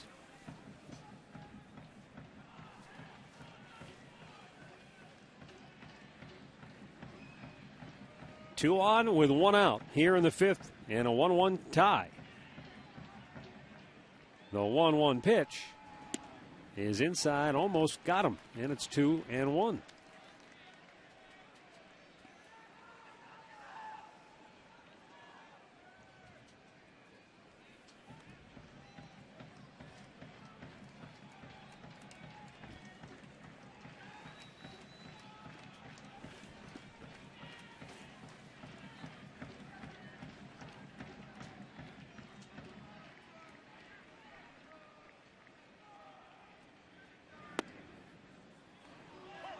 And that's a called strike, 2-2.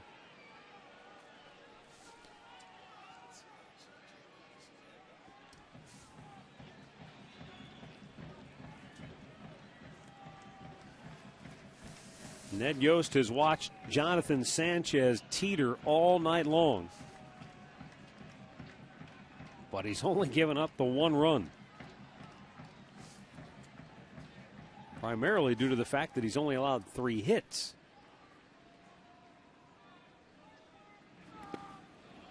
Despite the fact that he's hit 1 and walked 6, so the Indians have had opportunities and base runners. But as you've said before, sometimes just because a guy walks a lot of hitters and puts people on base, he's so wild that it's really hard to hit him because you just don't know where the ball's going to be. Well, that's why I'm saying when you try, a lot of times you'll try and cut a plate in half with a guy that's throwing the ball to each side of the plate. You try and take his best pitch away. Well, today his best pitch is his changeup, and I think Hafner's been looking for it from pitch 1. He hasn't gotten it yet, but he may if he stays right here. Goes 3-2 to that changeup. The payoff, and he got the walk. That was a good at bat because he didn't even swing the bat in that going up to the plate, and he ends up walking. That may be the philosophy against this guy. Don't swing. Well, it's the second time tonight that Sanchez has walked the bases loaded. He did it to start the second inning with nobody out and somehow got out of that without allowing a run.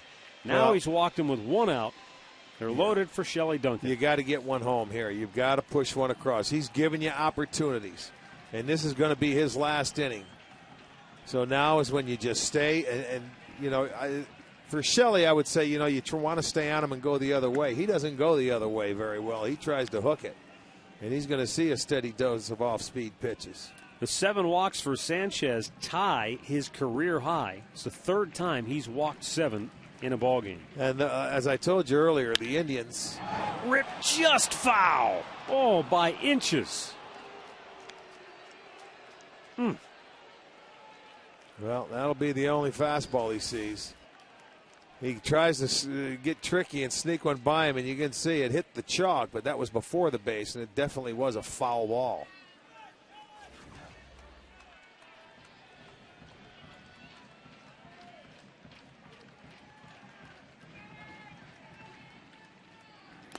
Almost chased after it, but able to hold up. 1-2. That's all he's going to see from here on in. That pitch there and the changeups. This one, he bounces one in the dirt, tries to get him to swing where he can't put it in play, and Shelley was able to hold up.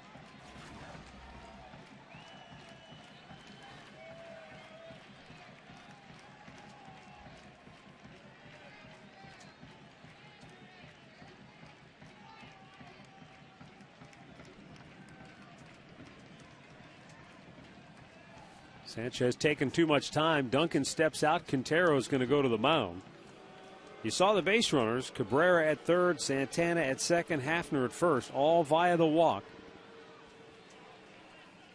And with Tim Collins up and probably ready in the bullpen, can all but rest assured this would be the last hitter of the night for Sanchez.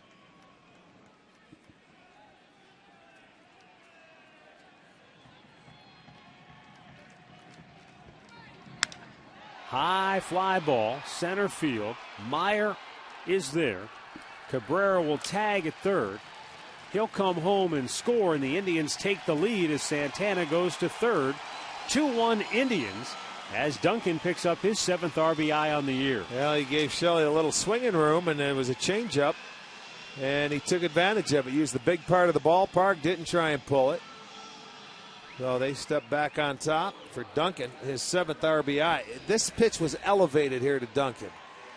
Oh, it was a breaking ball. Yeah. That's why I thought it was a changeup. It was a breaking ball way up out there, and Shelley just says, go ahead, take it to center field.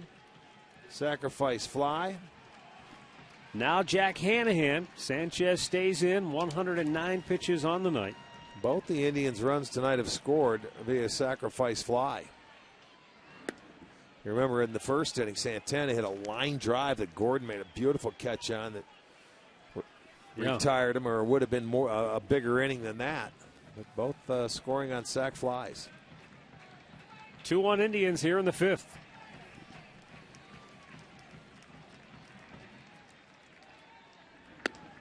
And that's outside, 2-0.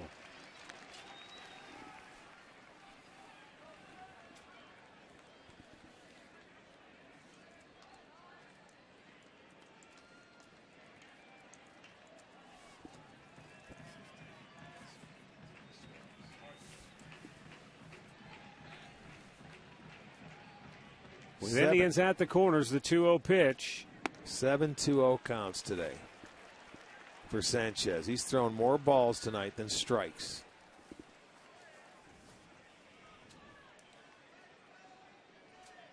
And he's been able to dodge a bullet. The Indians only have 2 runs.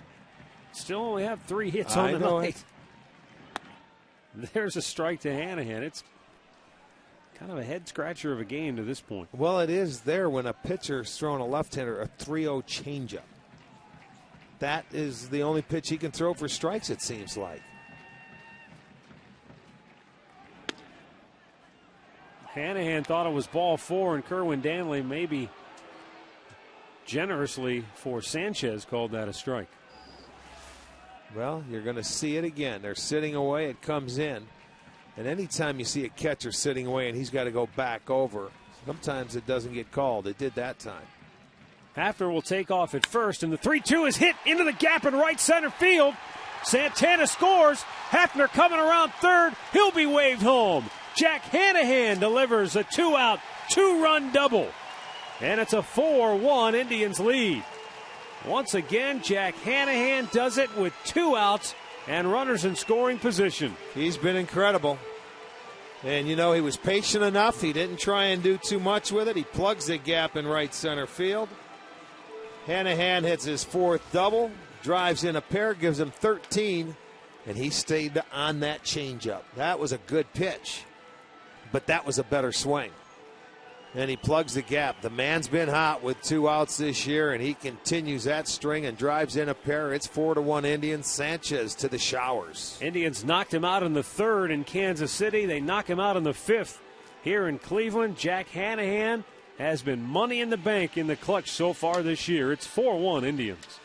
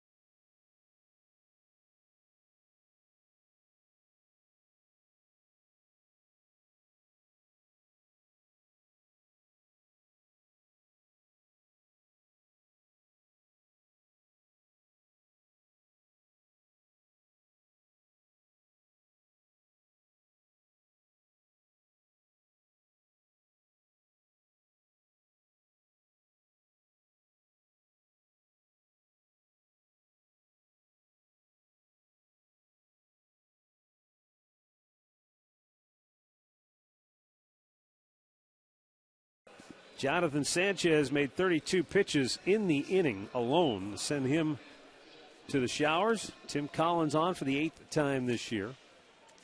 And he'll be facing Casey Kochman with a runner at second and 2 out.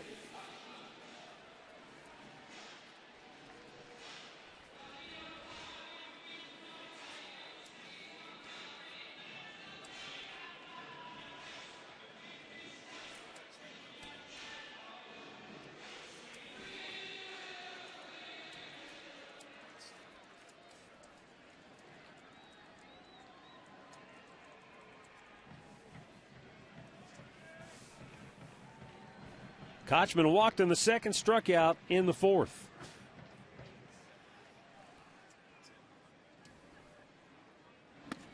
Man, an off-speed pitch to start him out here for ball one.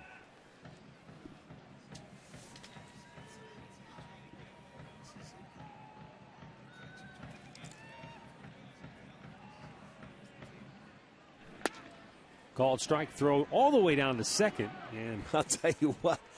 Collins is not that big of a guy to begin with, but he had to hit the deck anyway because Quintero, he threw that ball down to second base, and he had to get out of the way, drop down in a hurry, saying, whoa, elevator to the bottom floor. Anybody much taller than that might have got it in the back of the gourd. Might have hit him in the belt buckle. Outside to Kochman, and it's 2-1.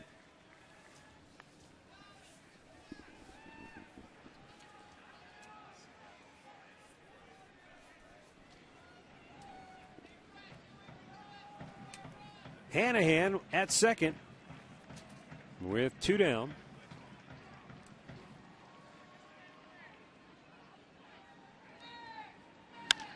Popped in the air. Shallow left. The shortstop Escobar says he'll take it. He does, and that ends the inning. But the Indians strike for 3, and we'll go to the 6th. 4-1 Cleveland.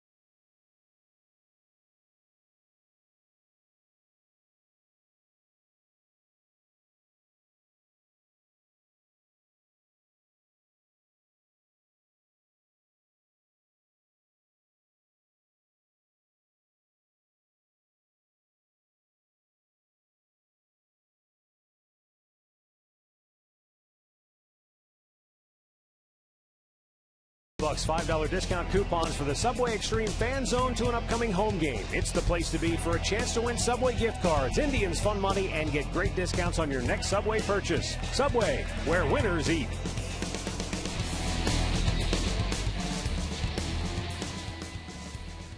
4-1 Tribe, 6th inning. It will be Mike Moustakas, Humberto Quintero, and Mitch Meyer for the Royals. And Derek Lowe now with a 3-run lead. Fires a first pitch strike.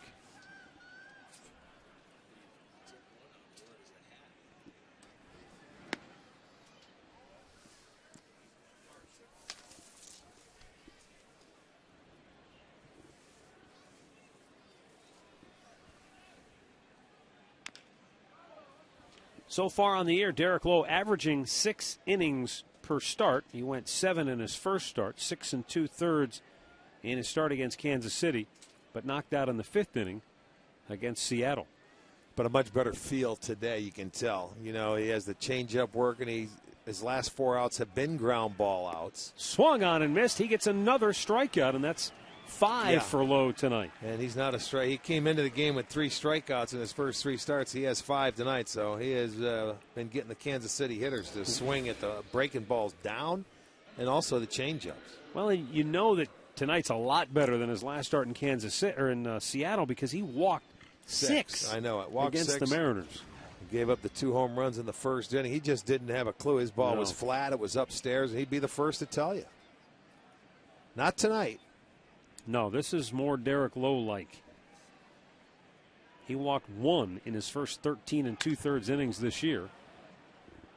Quintero gaps one to right center. Chu going to come up throwing. Quintero going for 2, and he'll go in standing with a 1-out double. He's 2 for 3. That was a good swing. He got the ball up. He elevated a sinker, and he just stayed on it and went the other way. Nice swing.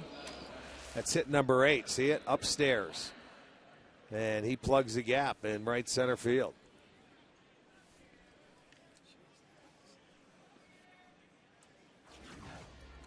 Mitch Meyer is 2 for 2 on the night with 2 singles. He's driven in the Royals' only run with a 2-out hit in the 4th.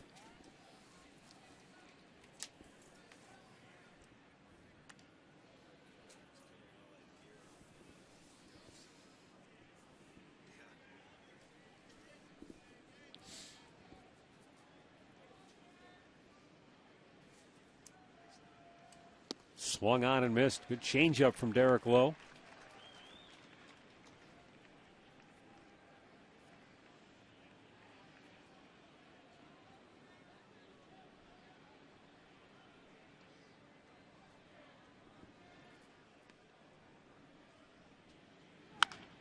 Slowly chopped by the mound.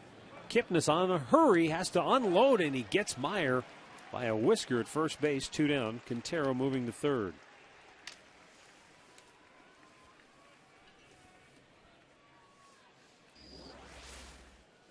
Well, you'll see this a lot when you're down in the strike zone. You get a topper. Meyer runs well. Kipnis has to come in and get rid of it in a hurry. That's a tough play for a first baseman because you're not sure where that release is coming from.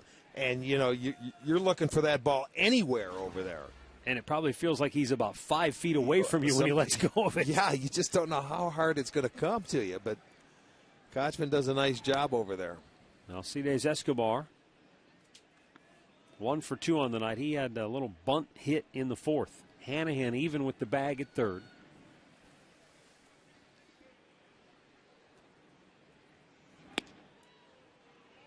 Low and away, 2 balls, no strikes. Yeah, with the man on third, he's got to come in. Once a third baseman gets burned, it's like, you fool me once, shame on you. Fool me twice, shame on me. He's not going to let it happen again. Back in the third, playing back with 2 outs and a man on, and Escobar just wanted to keep the inning going. And he did a good job of just putting the ball down in fair territory. 3-0 with Chris Getz on deck, and Lowe comes right at him with a strike.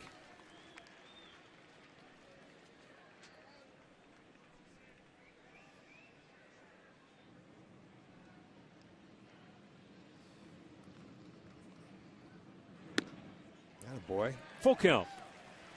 I can see on both sides there, Escobar is going to make him throw 3 in a row. You know, he's not going to get aggressive, and Lowe comes right at him with a good fastball and says, here it is. It's 3-2 now. And the payoff pitch is hit on one bounce to short. Cabrera throws him out, and Derek Lowe keeps the Royals off the board here in the 6th. Indians on top, 4-1.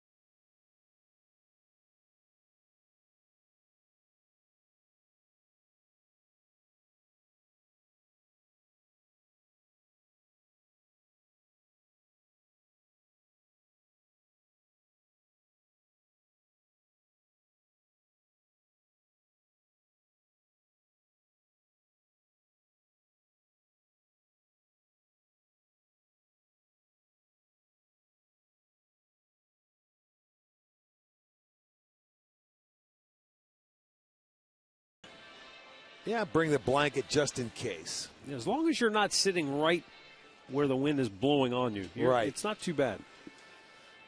Derek Lowe, 6 innings tonight. Looks like his night is over. 96 pitches. He got the handshake from Scott Radinsky. Yeah. I don't know what Sandy's over there talking to him about. Aaron Cunningham looks at the ball down low. Cunningham 0 for 1 with a walk.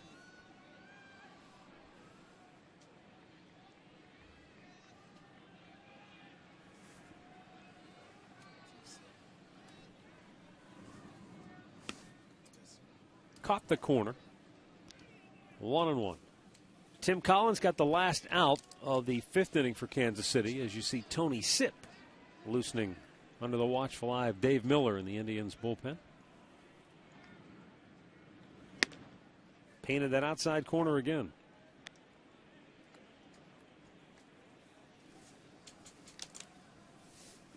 This is the only left-hander they had out of the bullpen last year when we used to face the Royals, and boy, did he get his work against us.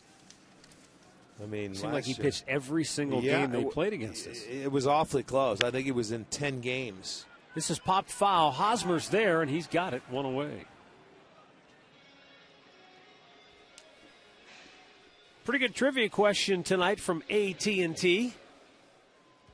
3 players with a steal in 23 or more consecutive seasons. I think you were all over this. Do you have the answer? Well, I had Ricky Henderson for 1, and I thought maybe Omar Vizquel. And then there you go, mix in a Ty Cobb. That's impressive, man. That's wow. Omar Vizquel turning 45 years old today. Is that today?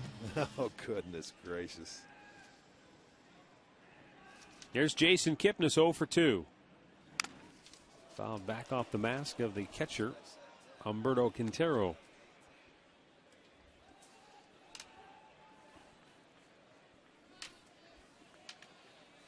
You know, Rick, the way Jonathan Sanchez pitched tonight got me thinking. When I was driving into the ballpark this afternoon, I was listening to Josh Tomlin, who was a guest on MLB Network Radio.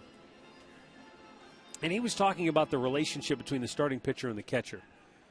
And the one thing that he brought up that I thought was interesting is that he said you have to develop that relationship to a point so that the catcher knows you, so that you may go into a game with a game plan. Here's how I want to go.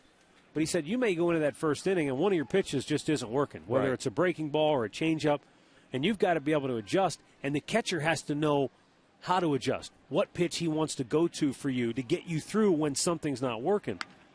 As Kipnis lays down a bunt, Collins off the mound, fires to first, not in time. Nicely done. Kipnis has a bunt single with one out here in the 6th. Well done by Kipnis. Collins gets off the mound quickly, and he made a nice play. He did everything he could. Well, that's a good job by Kipnis saying, I'm going to go, and even though he's fallen that way, instead of dragging it, put the bunt down. Mustakas gave him some room, and Kipnis, good speed, beats it out. You know, so that's a good job. Anytime as a left-hander you can do that to a left-handed pitcher, boy, that helps your game. But getting back to your starters, I totally agree. Because you can't take the time as a pitcher to have to go into the catcher and say, all right, you look, I don't have this that. tonight, and so let's go here. Yeah, and if you're not convicted on the pitches you're going to throw, especially when you get into the game and you don't have your best stuff, you know, you call your catcher out. That's a thing that you earn respect like that, pitcher and catcher. It's up high, 2-0. Well, and didn't we see last year where Marson caught almost all of Tomlin's games? When you think about it. Yeah. Now that Carlos is sitting back there catching every game, it may take them a little while to get on the same page and get a feel for each other. But Tomlin pitched a gem out in Seattle, didn't he? Well, he really gave Carlos a lot of compliments just in that he's working hard and trying to be a complete catcher. Which takes time. And he said, you know, obviously everybody focuses on his offense and how good a hitter he is, but he said, you know, this guy wants to be a good catcher. Right. And he was with Santana when he first came over from the Dodgers in the trade in high ball. And he said, at the time when they told him he was going to be a catcher, he said, I don't think he was real crazy about the idea. Cabrera with a sky-high pop to left. But Santana has definitely taken to the catching duties and is working himself into a fine player. Well, with Sandy Alomar around, believe me, he's going to develop into good. If he wants to be good, he will be good because Sandy will give him every ounce of energy he has to make him good. Shin-Soo Choo 0 for 3 on the night as Carlos Santana moves to the on-deck circle. This kid's going to be a good player, a complete player. And, you know, and he's throwing the ball much better already this year that we've seen. That kid can catch behind the plate every day and be the switch hitter and hit for power and drive in runs and hit fourth. He's worth his weight in gold. And they just signed him to a big deal. I mean, they're getting a break. And to his credit, it's not like he had a ton of games experience catching in the minor leagues. Right. I mean, you know, Well, you try to say that, but people just don't understand that. It doesn't. People don't care when you get to this level. That's right. They don't expect care. you to be finished. I don't care if you caught 2 games. You're at the big leagues, darn it. You better catch it and you better do it well. That's just the way it goes at this level. Yeah. This is the big leagues, my friend. They demand the best. Choo is 0 for 3 on the night, couple of strikeouts.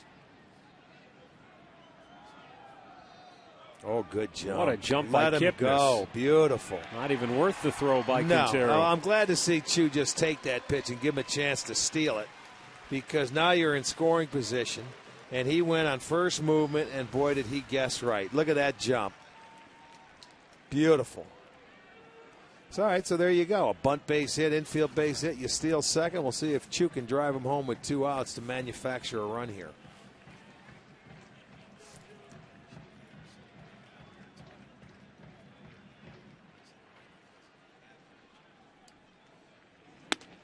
He checked. It was high.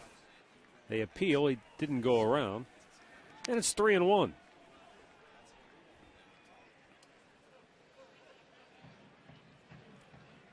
Collins hasn't fared much better than Jonathan Sanchez. He's thrown 10 balls and 10 strikes, which is about the ratio that Sanchez had tonight. That's low, ball 4. So 2 on, 2 out for Carlos Santana.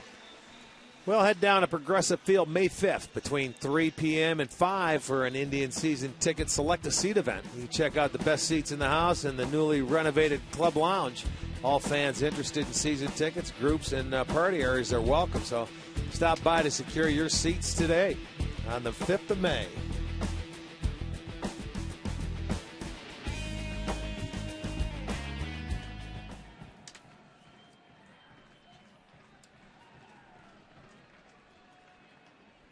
Breaking ball to Santana, just a little bit high.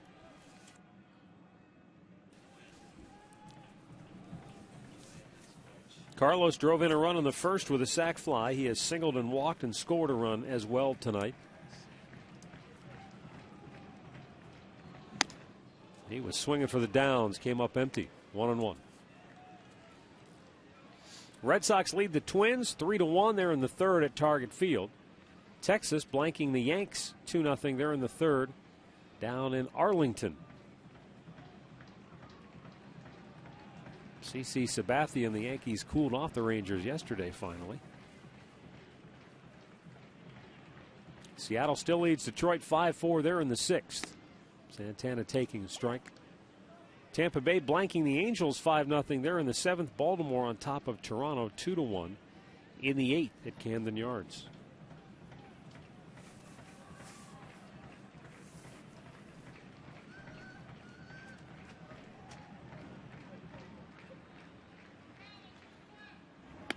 That's low, and the count evens. 2 balls, 2 strikes. New York and Toronto started the night tied atop the AL East.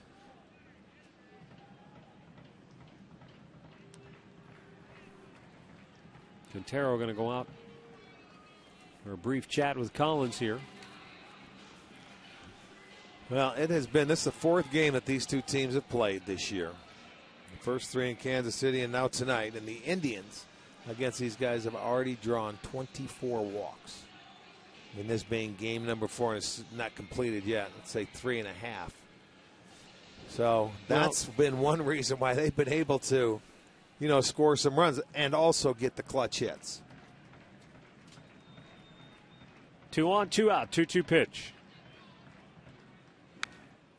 I don't consider 3 runs a big inning, but it is a crooked number, and they did send 7 men to the plate in that 5th. And when you think back in Kansas City, they beat them up with the big innings. 7 runs twice, and they had a 6-run inning, and I think a 5-run inning. Yeah, they had monster innings. Yeah, but a crooked number, I'll take 3 any day of the week. Again, the 2-2 to Santana. Oh, that got Quintero, and you could hear the groan all the way up here in our television booth, and that's going to bring out the manager, Ned Yost, and the trainer. Well, he's just going to need some time to just sit down and relax. That does not feel good. Ned Yost being a former catcher. I mean, it's a high breaking ball, and Carlos swings at it, and you know what happens. That's why that's why you don't ever want to catch. If that ever happens to you when you're a kid, you quit and you go play another position. You give the coach the catcher's gear and say, "Yeah, so find somebody else." No, you go find your own son. I'm out of here. Oh. Well, as Humberto Quintero tries to gather himself, I want to remind you that the 2012 Cleveland Browns draft party is coming up Thursday night at the stadium. Watch the first round of the draft, enjoy live entertainment, autographs from players and alumni. Admission's free. The doors open at 6. Just log on to clevelandbrowns.com. They've got all the details and information there. So once again, Santana takes aim with 2 on, 2 out and a 2-2 count. Oh, he had him again. I think Kipnis looked like he was ready to take off. You don't do it with 2 strikes. You got your big boy up at the plate. You just stay there. Give him a chance to hit. You see, when you bluff and go, I mean, sure, you're going to steal, but there's 2 outs. No reason to steal here, but, you know, don't distract your hitter. Give Carlos a chance. He can hit one out of the ballpark and give you 3 quick runs.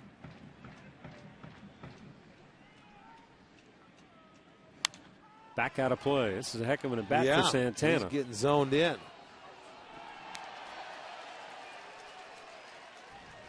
For Santana, his 4th at bat, and he has seen 25 pitches tonight. Then again, it seems like every hitter's seen about 25 pitches. Snappy would not be the term. Well, just deep into the pitch count, which is good. I mean, you like that as a hitter because you get to a pretty good idea of the strike zone. Again, it's fouled back by Santana.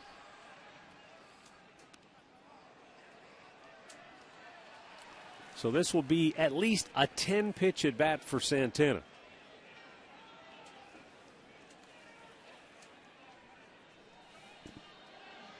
The Indians looking for more here.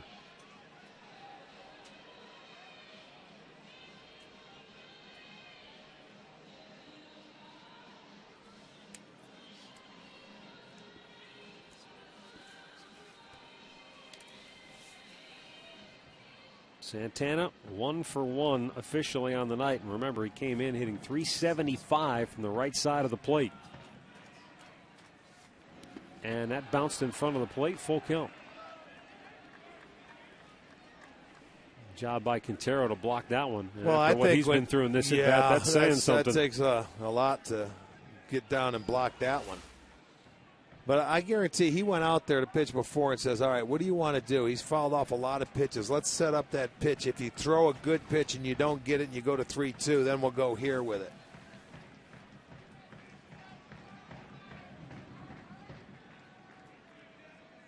Runners go, payoff pitch, and it's chopped in the hole. Escobar with the backhand and the throw to get him. Good play. Fine play by Alcides Escobar to end the inning. Indians strand a pair. We go to the 7th, 4-1 Cleveland.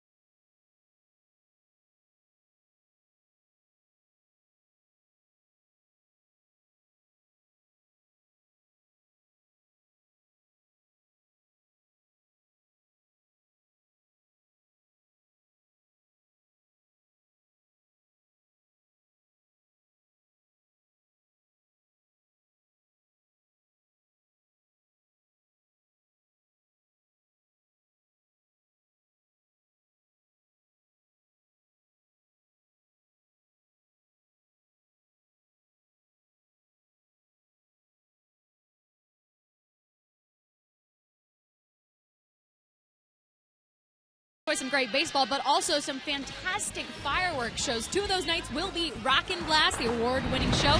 Go online, Indians.com, get your tickets. While you're there, check out those Flex Packs presented by Discount Drug Mart. Some of the best deals around. 10 tickets, use them however you want. I'd come this Saturday, free Chris Perez jerseys to the first 15,000 fans. It's all online. Get on there and check it out now. Matt, Rick, back up to you guys. Thanks a lot, Katie. Tony Sipp coming on now to pitch for the Indians. Sipp worked a scoreless inning in Saturday's 5-1 win over Oakland.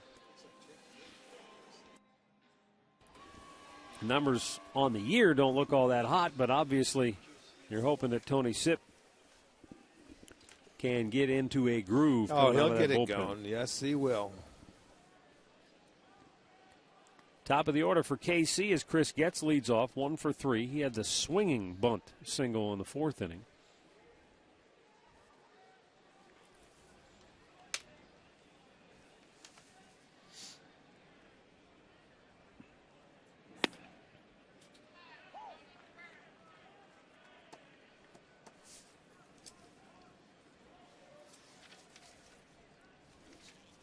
Right-hander Joe Smith heating up now for the Indians.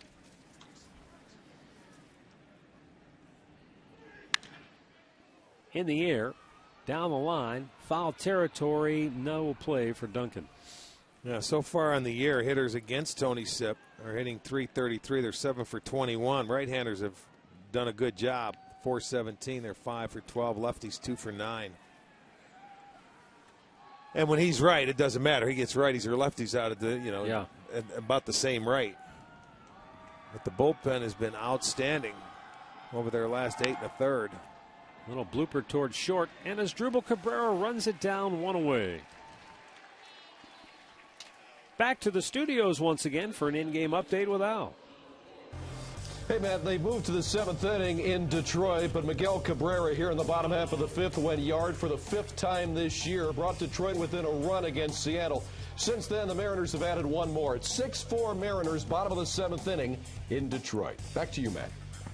Okay, thanks, Al. Here it's 4-1 Indians. Alex Gordon 0 for 2 steps in. And a fastball strike over the outside corner.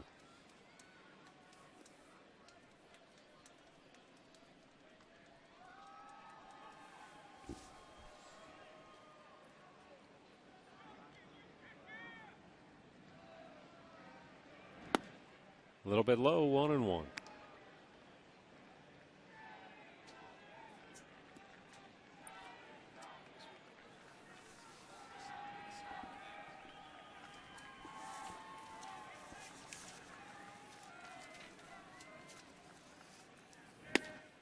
Caught the corner, and he jumps ahead in the count.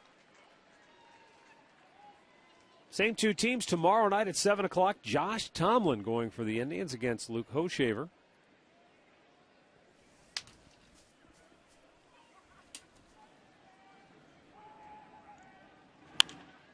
That's hit a ton. Right center. Chu over into the gap, and he'll make the catch. Got that just off the end of the bat, I think.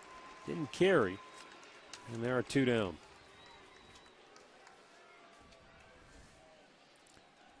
No, I beg your pardon. They have juggled the Indians' starting rotation. So tomorrow it will be Ubaldo Jimenez going for the Indians. And Josh Tomlin will go on Thursday. Thursday's a 12 o'clock game. We'll have both games for you right here on Sports Time Ohio. So Jimenez tomorrow, Tomlin on Thursday. Then the Angels will come to town over the weekend.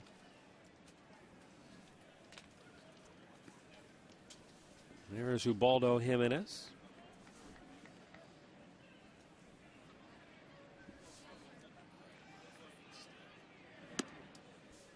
Just above the belt. Called a ball 2-0.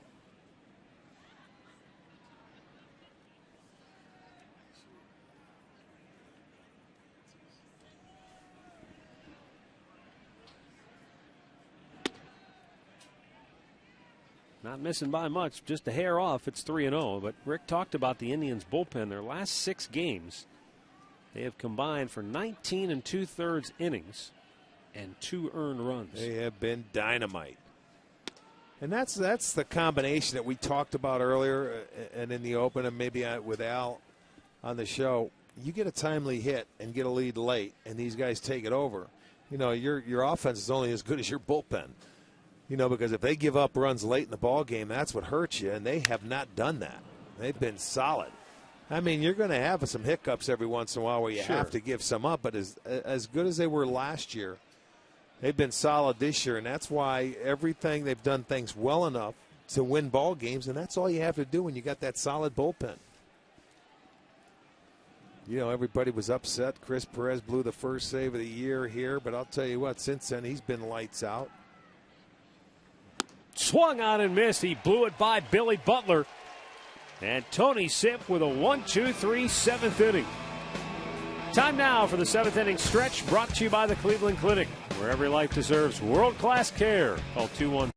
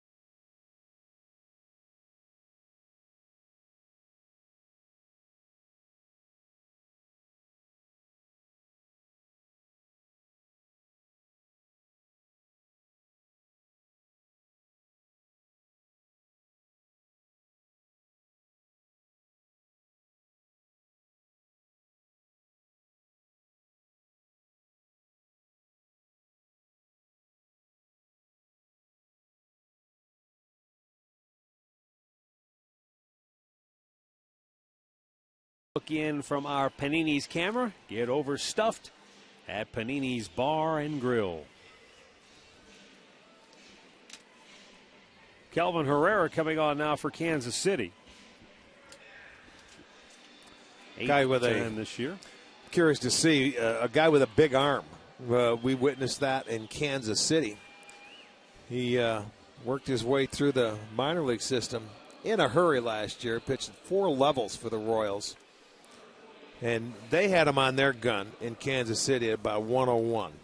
At least 100 a number of times. So I was sort of curious to see what we have him at here. But it's free and easy. And the ball does explode because the hitters let you know he was letting it go. Well, and for fans who may not have been with us, I made reference to it that Derek Lowe said he thought the gun in Kansas City was definitely right. fast because he said it had him even throwing in the 90s. Yeah, well, and we talked about that. So now we'll get a look and see. One thing for sure, he was throwing with some authority. Right. Hey, he still threw hard, but it could be a trumped-up gun. But, how many guys you see come out and throw 100 or 101?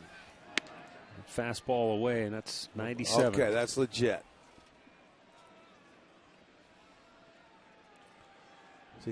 You get people, and you even get pitchers sometimes that walk out, and they look at that gun, and they don't see that their fastball is up where it should be, and they panic. Yeah, they're concerned about it.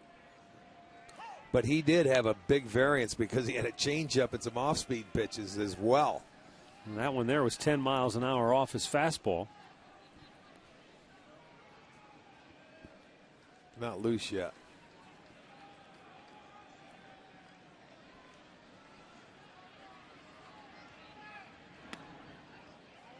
Another off-speed pitch is down low, 2-1. Remember, even with that fastball he threw, Asdrubal Cabrera squared it up and hit it out of the park. If he got the fastball, I don't remember. It might have been a changeup. I think it was a fastball.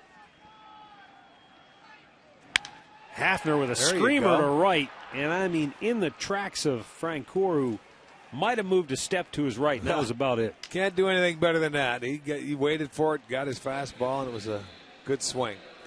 Every home run hit this season by the Indians means Rick and I are each donating $5, and Great Clips is donating $50 to the Gathering Place.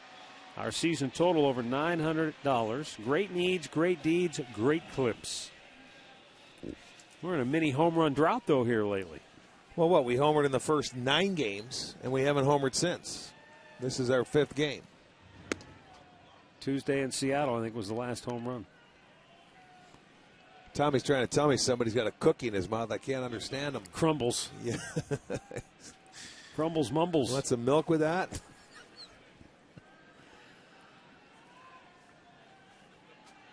The 0-1.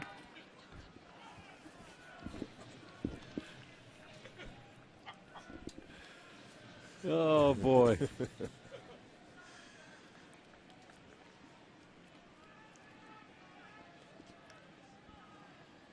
Duncan put the Indians back in front in this game with a sac fly in the 5th.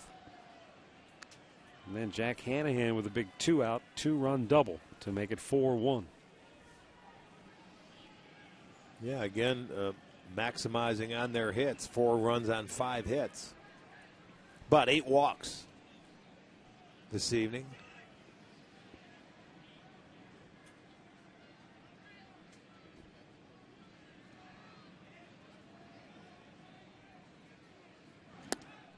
Duncan strikes out. 2 down. It's Miller time. Brought to you by Miller Lite. Let's go back to that 5th inning. Jack Hanahan. Well, that's the Hanahan defensive play. Yes, which was indeed. a gem. Well, you make a play like that, you get a big 2-out base hit.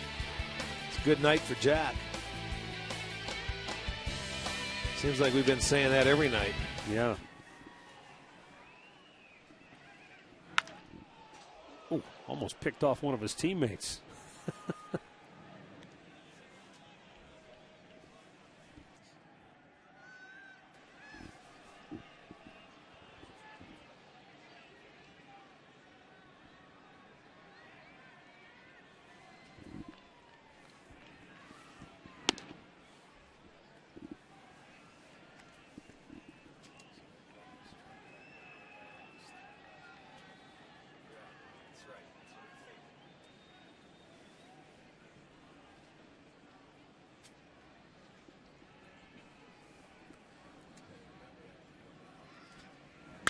right back up the middle, and he shoots it through. Another 2-out hit for Jack Hanahan. Yeah, he sent it right back where it came from. Got a fastball, and it looked like it went between the legs. I think it did. Of Herrera. I mean, I bet he felt that ball going through, and it did, right between the wickets. Looked like a goalie. Right between his two kneecaps. Look at that. He's lucky that ball. Oh, boy, he's lucky he didn't get hit. It might have caught him. It might have deflected off a knee. Because did you see it change direction? Yeah. Might have ticked him on the way by.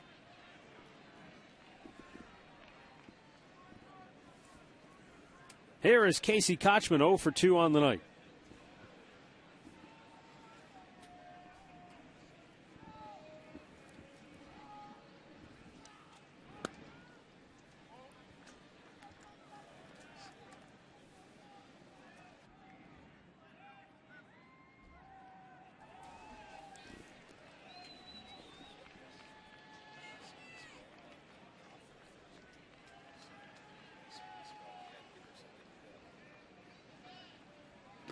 Down in the dirt. 2-0.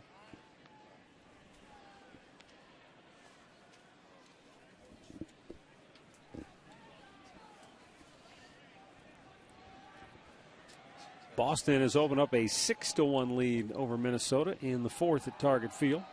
Texas still leading the Yankees 2-0. Mariners have taken a 6-4 lead into the 8th inning in Detroit. And the Angels down 5-0 to Tampa at Tropicana Field in the 9th. It's gone to a final in Baltimore where the Orioles beat the Blue Jays 2-1.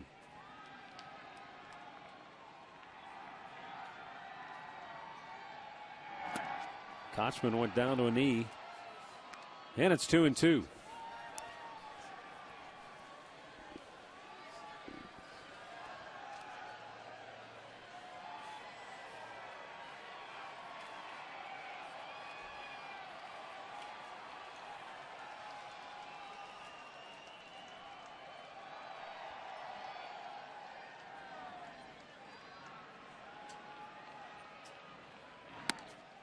Up and away, a full count.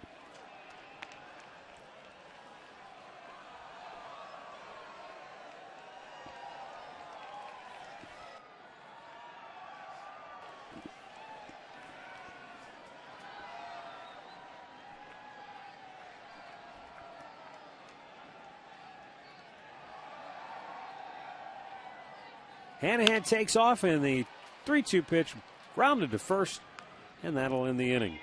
We move to the 8th. It's 4-1 Cleveland.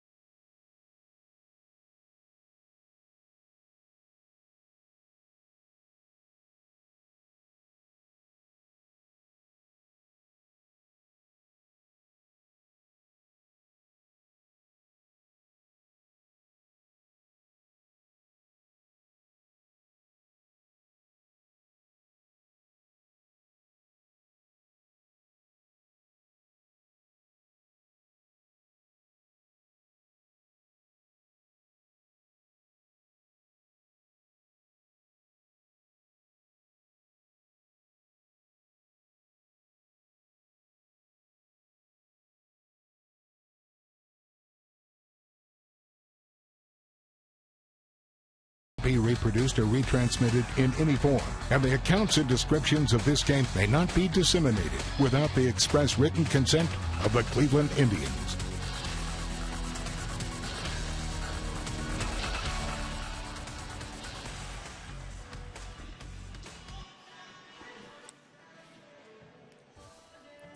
Vinny Pastano coming on now for the Tribe.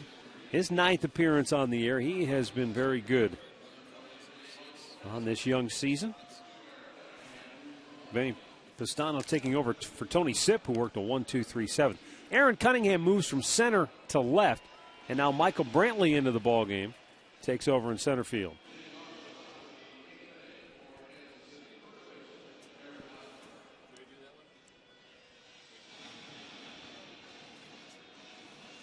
Pastano will face the heart of the order here. Eric Hosmer, Jeff Francoeur, and Mike Moustakas. Hosmer 0 for 3.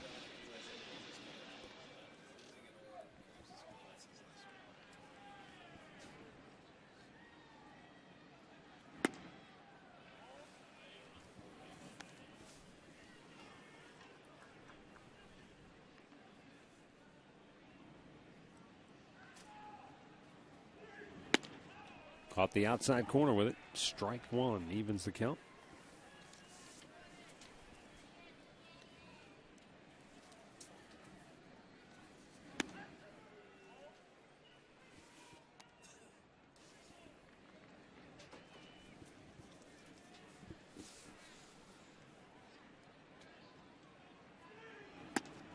Up and in, spun him out of the way. 3 balls and a strike.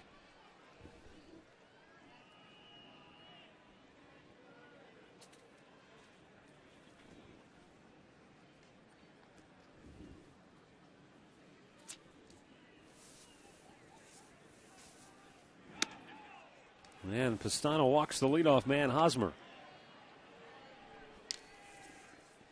Our highlight reel brought to you by your Northeast Ohio Ford dealers. Derek Lowe with a very solid outing here tonight. He went 6 innings. He scattered 8 hits, gave up 1 run, walked 1, struck out 5.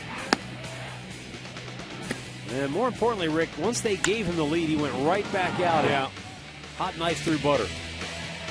Well, he was fun to watch tonight. It was moving around, good change, a good breaking ball. That was the strikeout pitch for him tonight, getting some of the Kansas City hitters. You know, and earlier in the game, you know, this is a very aggressive hitting team. They like to go after that first pitch, but tonight he wasn't very good at first pitch strikes, but he was able to come out and get strikes.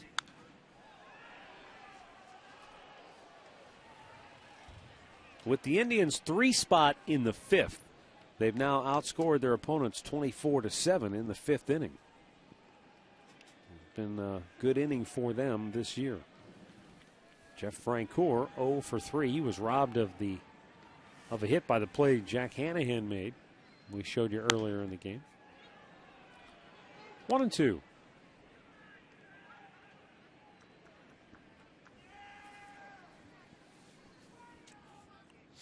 That leadoff walk by Pastano was the first that the bullpen had allowed in over 9 innings.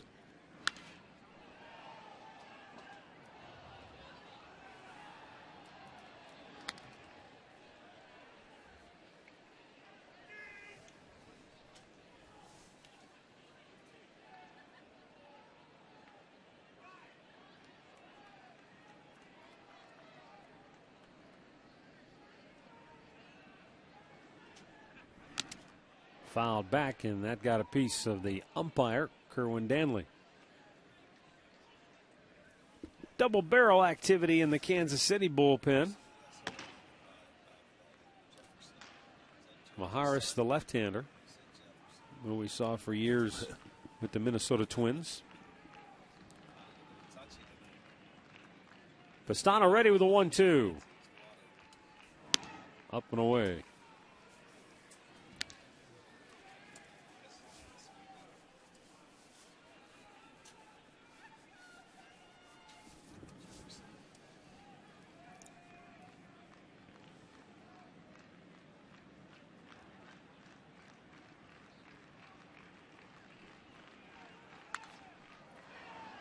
Good fastball, but Francoeur able to get a little wood on it to stay alive.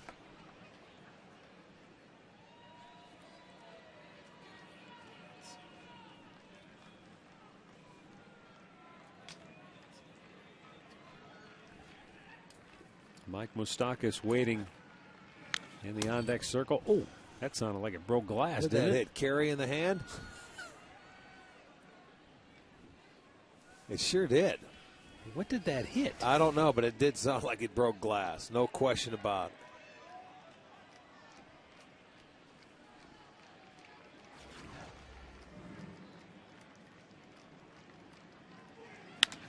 Hit on the ground towards second. Kipnis will take the sure out at first. One away. Hosmer moves to second.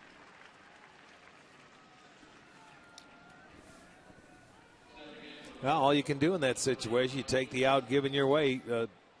Kipnis has to go to his left. You don't want to stop Plant and try and get the lead runner. You let him go to second base, take the sure out at first. Mike Moustakas, the batter, he's 1 for 3 on the night. He singled and scored the Royals' only run in the fourth. He has struck out in his other 2 at-bats.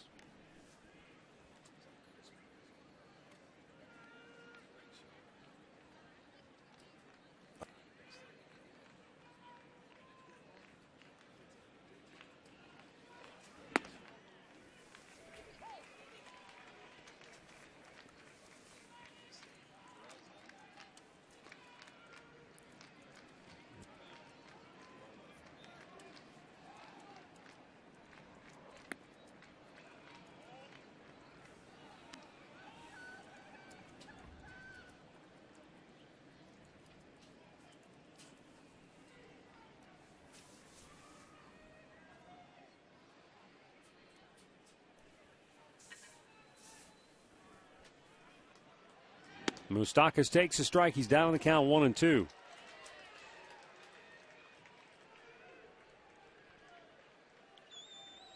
The 6 through 9 hitters are the guys who've done the bulk of the work for Kansas City tonight. They have 6 of their 8 hits. Hit through the hole by Moustakas, his second hit of the night. And going to third is Eric Hosmer, so the Royals have him at the corners with only 1 out. Well, trying to mount something here. He was down 0-2 in that at-bat, and he ends up just staying on it, fighting that fastball the other way. So Kansas City now with 9 hits. They have out-hit the Indians, first and third, but they're making a threat here to come back into the ball game. And here is Humberto Quintero, 2 for 3 on the night with a single and a double. And we're going to get Joe Smith up again in the Indians bullpen. He had warmed up earlier. And Quintero takes a strike.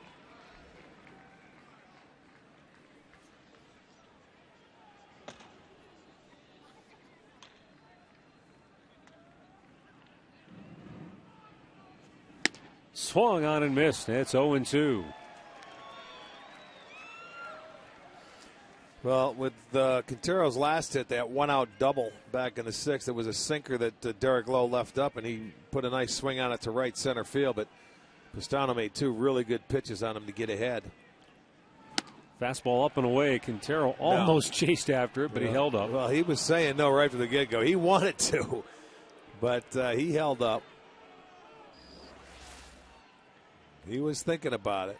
So he's not going to throw that high fastball. Nah, I didn't do it. Swung on and missed. He struck him out. 2 down. 7th strikeout for Indians pitching here tonight. Well, instead of throwing it up and away, they're sitting away, but he throws it up and in. And overmatches him and gets the second out. His first strikeout.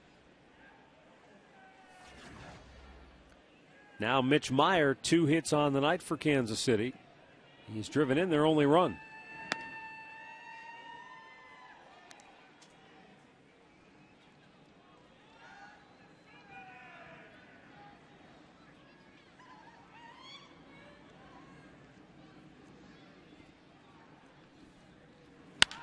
Ripped, and it's by Kochman down into the right field corner. Hosmer scores. Moustakis into third. He'll get the stop sign. And the Royals have runners at second and third with 2 down. And it's now a 4-2 ball game. Meyer with his third hit of the night for the Royals. And he's driven in both of their runs. Yeah, the bottom part of the lineup, you hit it. They have been on fire. This ball is smoked. That's a fastball down, and Mitch Meyer puts a good swing on this and gets it down into the corner. There was thoughts about sending Moustakis, but when you're down, you got to be careful. You have to be 100% sure. Shoot tracks that one down into the corner, but now tying runs in scoring position with 2 outs here.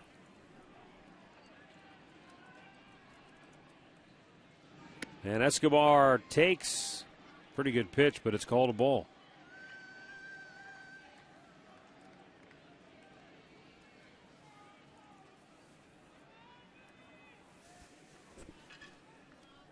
Escobar 1 for 3 on the night. That one hit was a bunt single back in the 4th, and now it's 2-0. Out comes pitching coach Scott Radinsky.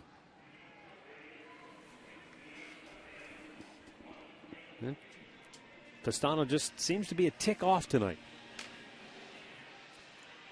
Well, that last pitch that Meyer hit, he left the ball down and in. That's the left-hander's zone right there, the nitro zone. Moustakis did a nice job of getting a base hit going the other way. He had him down 2 strikes. It was a leadoff walk that actually hurt him.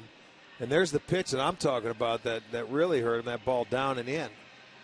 He took advantage of it for the double.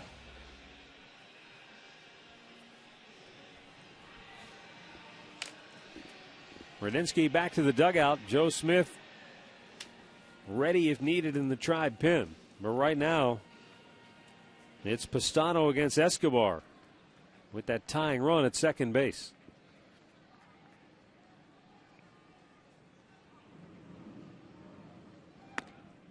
And a fastball in there for a strike.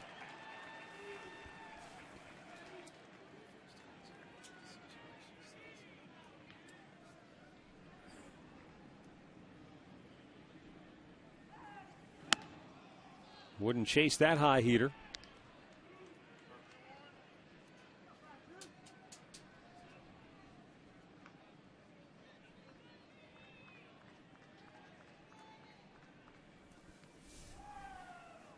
Now the 3-1 pitch. At the knees, a fastball strike, full count.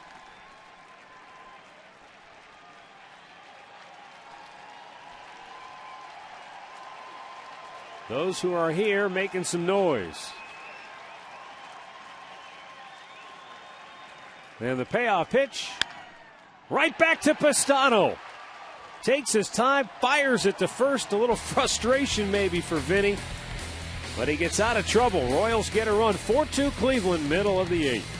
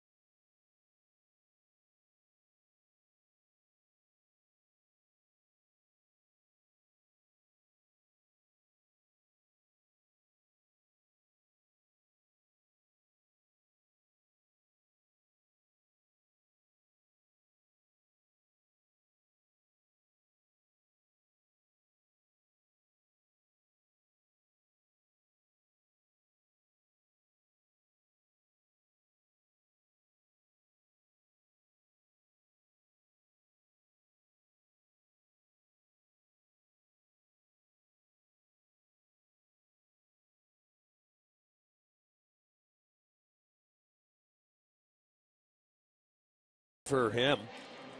But he was able to get out of it. That ground ball right back to him.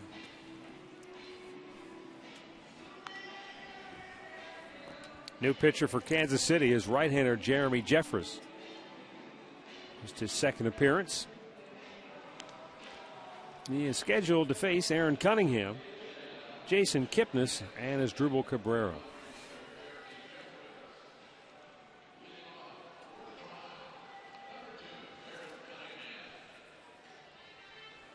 Aaron Cunningham 0 for 2 with a walk on the night.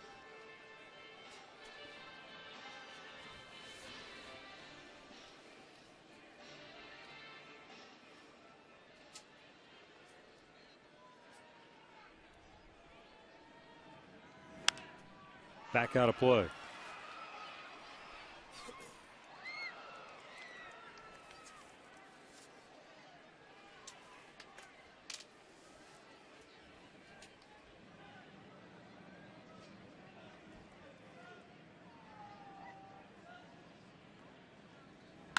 That is lined into right center field.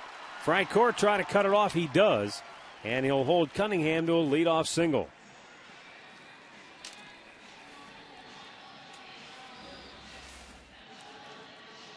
Boy, he smoked that fastball right over the head of Getz at second base. That's hit number 7. Now for the Indians, and the leadoff man aboard. Trying to add to a 4-2 lead.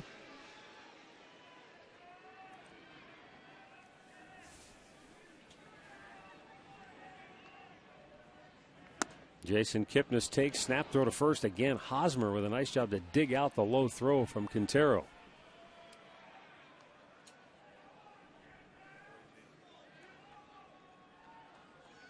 Kipnis a bunt single his last time up. 1 for 3 on the night.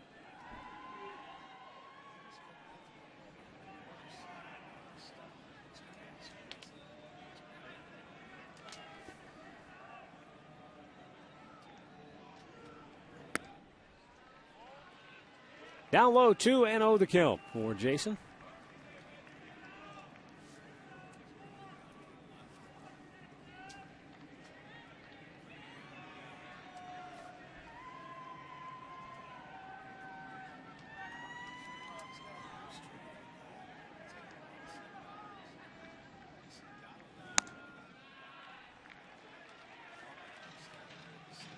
Three balls, no strikes. With Asdrubal Cabrera waiting in the on-deck circle.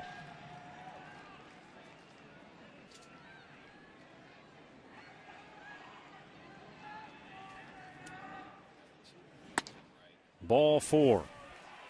So a hit and a walk, and now the Indians are set up to add to their lead here in the 8th. And Asdrubal Cabrera 1 for 3 on the night. He has doubled, walked, and scored a run, and Ned Yost. Seen enough, it looks like. 2 batters. And that's going to be it for Jeffress. At least I would imagine. I don't think he's made the... Yeah, he has made the call because here comes Maharis. So we've got a timeout here at Progressive Field. Indians lead it 4-2 in the 8th.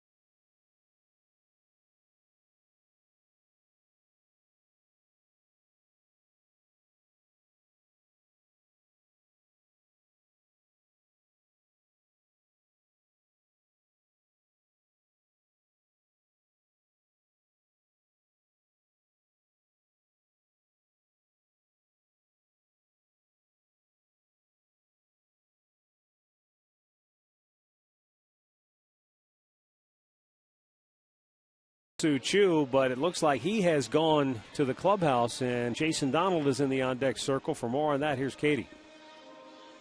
So Shin-Soo Choo was over here chatting with some of the training staff, referencing and mentioning his left hamstring was just starting to tighten up on him a lot. Now, Manny Acta did come down and ask him what was going on. He said he was chances. Little problem with Katie's microphone, obviously, but we got the gist of it. Chu having some issues with his hamstring, so he's headed for evaluation to check that out, and Jason Donald in the on-deck circle. Meantime, Asdrubal Cabrera with a 1-0 count, fouls it back.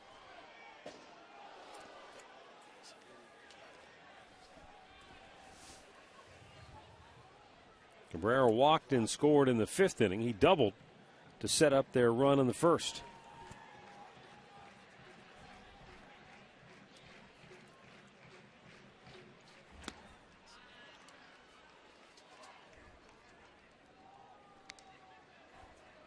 More patient at bat here for Chu in this 8th inning. Remember, he was up in the 2nd inning with the bases loaded and only 1 out. And he went after the first pitch that Sanchez threw that was down and in, and ultimately wound up hitting into a double play in that at bat. Now the 2-1. Back out of play.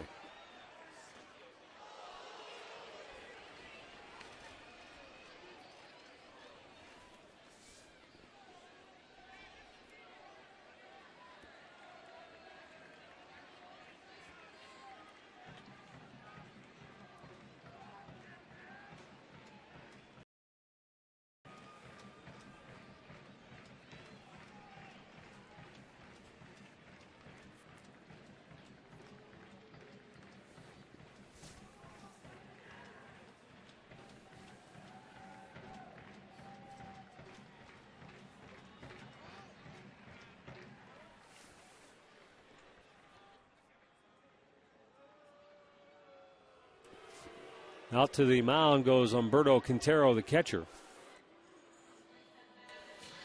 Well, they're not on the same page. That's why he took the slow walk.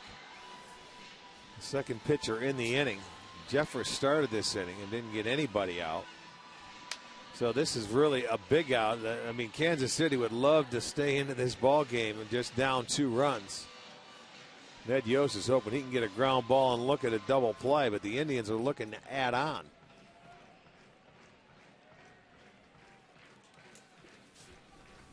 Now the 2-2. And that's a foul over toward the Indians' dugout.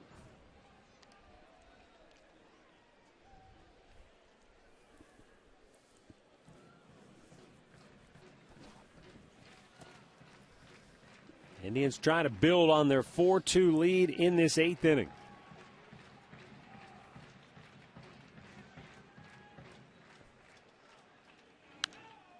Back out of play. As Asdrubal continues to battle Maharis here. Yeah, Maharis has made a couple of good pitches. But Cabrera just fouled him off. So up Asensio joining Perez in case they add on and take this away from a save situation, I'm sure. The 2-2.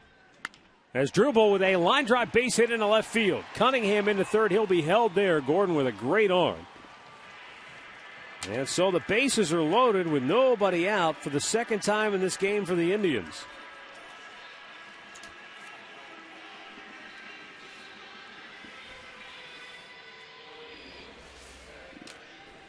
Well, he battled and battled until he got something that he liked, and he got enough of that breaking ball to get it into left field. That's the 8th hit for the Indians. They have the bases loaded, nobody out, and a great opportunity to extend the lead in this game. Looks like Kansas City's trying to cut that run off at home with nobody out, and Donald the hitter. They'd love to do that if they could. The pitch. And a called strike to Jason Donald.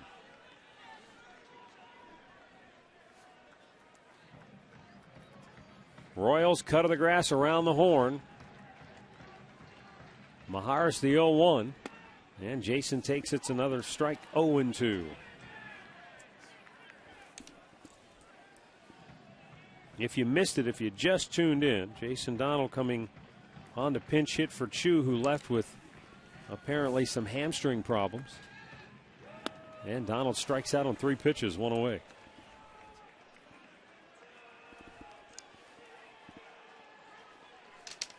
Tonight's in-game box score brought to you by your Northern Ohio Hyundai dealers, who invite you to come see the 2012 Sonata. Visit NorthernOhioHyundaiDealers.com today.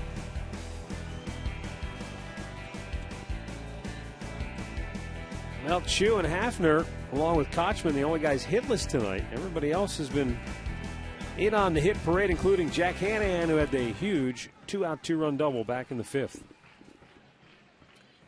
Santana singled in the 3rd, drove in a run with a sac fly. He has also walked and scored a run tonight.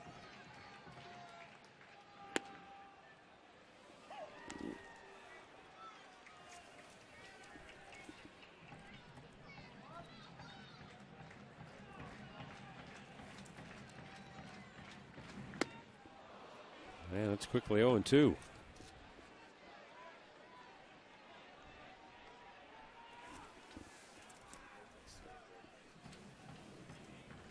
Carlos Santana's lone career grand slam was a walk-off game winner against Joaquin Benoit last year.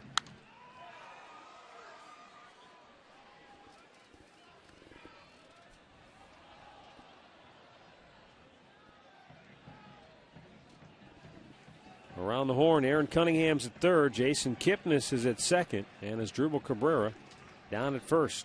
1 out.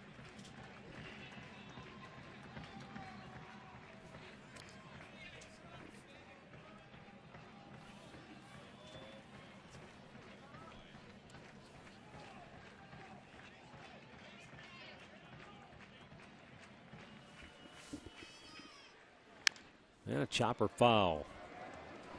Same spot. Didn't he win in that over earlier? Yes, he did.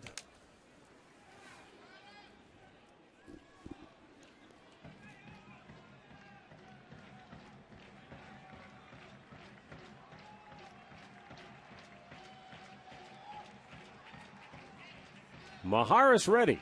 And the 0-2 is foul tipped again. And got a piece of that in and out of the glove of Quintero. Either that or it was straight into the ground. It was close, but tell you, Maharis has thrown 15 pitches. 13 have been strikes. He's made some really good pitches. He certainly has.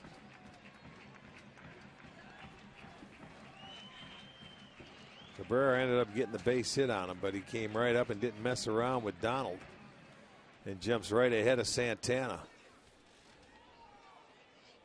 Doesn't seem to want to mess around and try to get him to chase one either.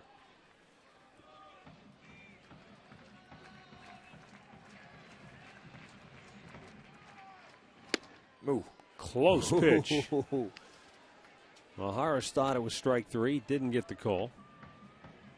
And Santana stays alive. Well, it's a tough pitch to take, but Santana has a good eye at the plate. I give him credit.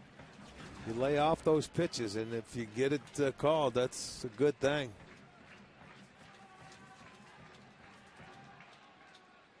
Way outside. He has been up there tonight. 35 pitches Santana has seen in his own right. He could have had his own half-hour show sitting in that batter's box tonight with the ABs he's put on. See if this one can end on a positive note for him.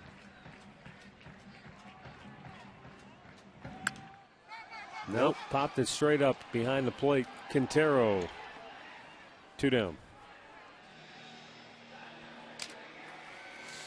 Kansas City trying to do something for the second time today, a bases loaded, no out situation, and get out of it.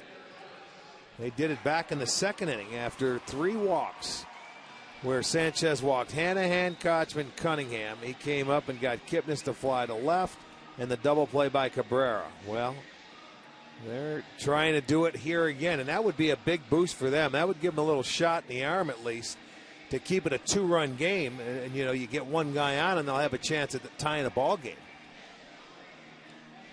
Travis Hafner will try to spoil that line of thinking here. He is 0 for 2 on the night. He has walked twice and scored a run. Lefty-lefty matchup here with Maharis.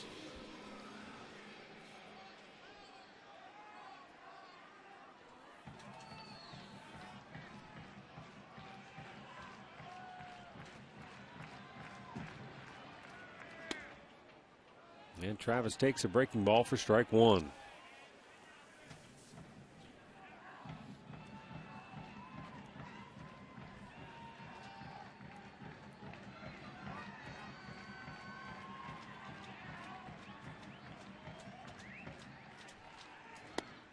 Way outside. Tried to get him to go fish for it, wouldn't do it. And it's 1-1.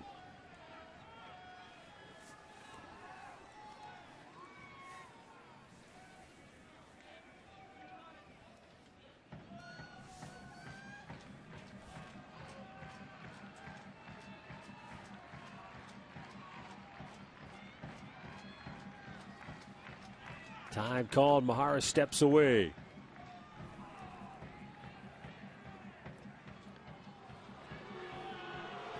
And now Quintero wants to go out and talk. Hafner came into this game. He's done this about 4 or 5 times tonight. You know, just maybe getting used to the pitchers that he has out there. And well, remember, Quintero wasn't signed until right towards the end of spring training. Yeah, because Perez got hurt, the catcher. So, yeah, he's got to make sure, man. This is a situation. If they get out of it, it's got to be a big boost for him. So he wants to make absolutely sure they're on the same page. The 1-1. Hafner lines it deep left center field. Meyer on the move, runs it down. Terrific running catch by the Royals center fielder. And we go to the ninth, 4-2 Cleveland.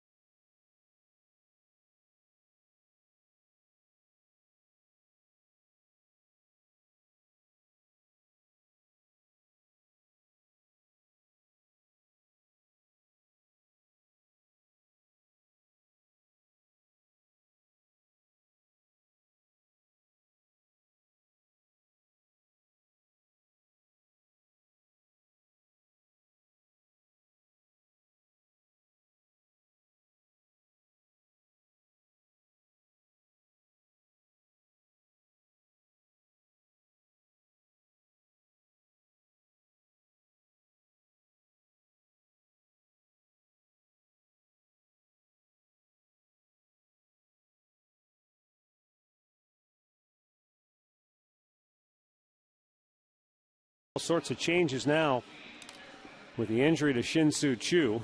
First, we'll tell you about Chris Perez, who's coming on, trying to notch his 7th save on the year in a 4-2 ball game. Jason Donald has come into the ball game. He goes to left. Aaron Cunningham, who started this game in center field, then went to left, is now in right. Well, I'll tell you what, this is going to be interesting if Choo misses any kind of time with the hamstring issue, because what are they going to do for the outfield? Chris Perez fires a first pitch strike to Chris Getz.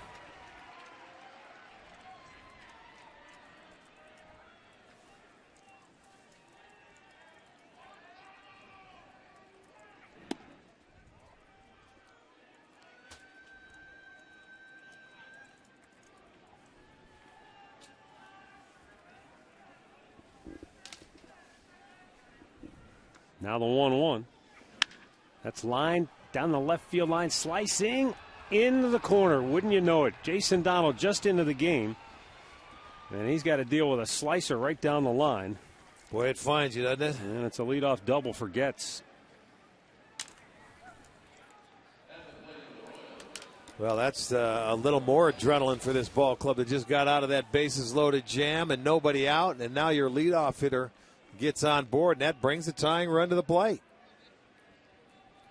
So he sliced it down the left field line. It stays fair. Kansas City with 11 hits now. They have 3 doubles on the night. Alex Gordon 0 for 3 is the batter.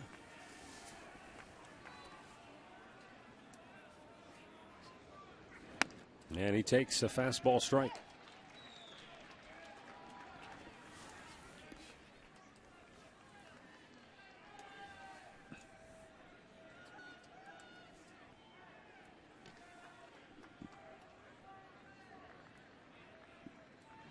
Breaking ball and a good one over for a strike.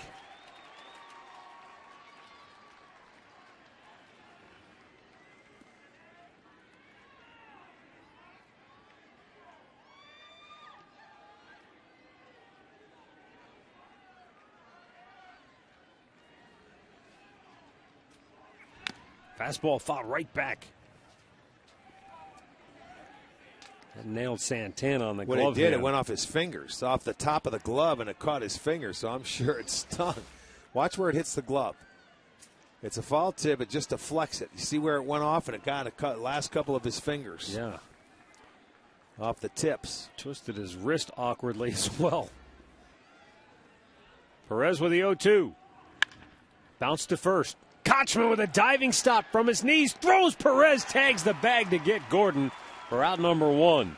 Getz moves to third on the play. Big play right there. I mean, he goes into the hole ranging to his right, and Perez has to get over there. It's bang, bang at first base. There's the hop. There it goes. Takes a base hit. I think Kipnis would have been there, but it would have been much tougher to throw him out. Nice play. They get the first out. Desperately needed. Billy Butler 0 for 3. I make that 1 for 4 on the night.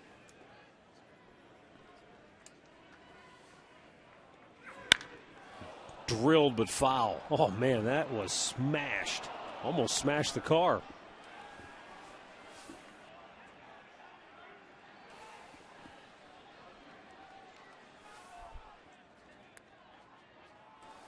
Almost took out our Toyota down there.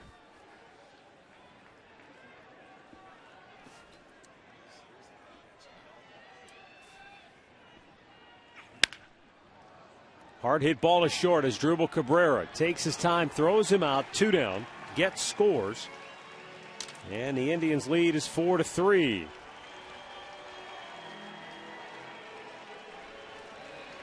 Base is empty, and now Eric Hosmer to the plate.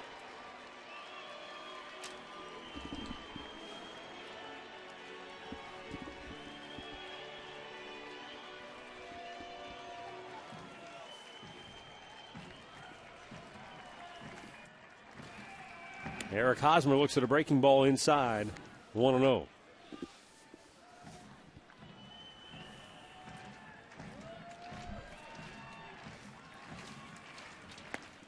Strike call to the outside corner. You know, before I forget, you asked me earlier about what do the Indians do if Chu misses any extended period of time. I wonder, does that speed up the Johnny Damon?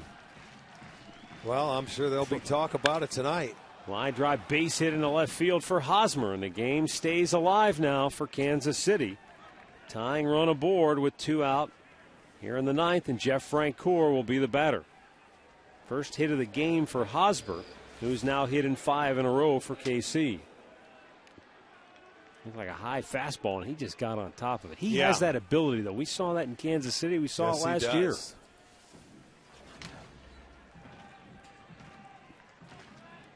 Jeff Francoeur 0 for 4 on the night.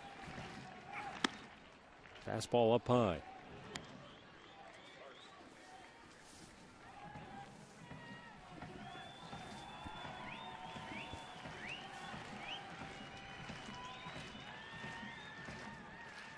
Swung on and missed. Francoeur with a big cut. But he got the breaking ball, and he swung through it. Conrad's Tire Express and Total Car Care postgame show comes your way immediately following the ball game right here on STO. The 1-1. Chopped to short. Hanahan cuts in front, goes to second for the game-ending force. And the Indians take the series opener from Kansas City by a score of 4-3. And the Indians have now won all 4 against the Royals on this season.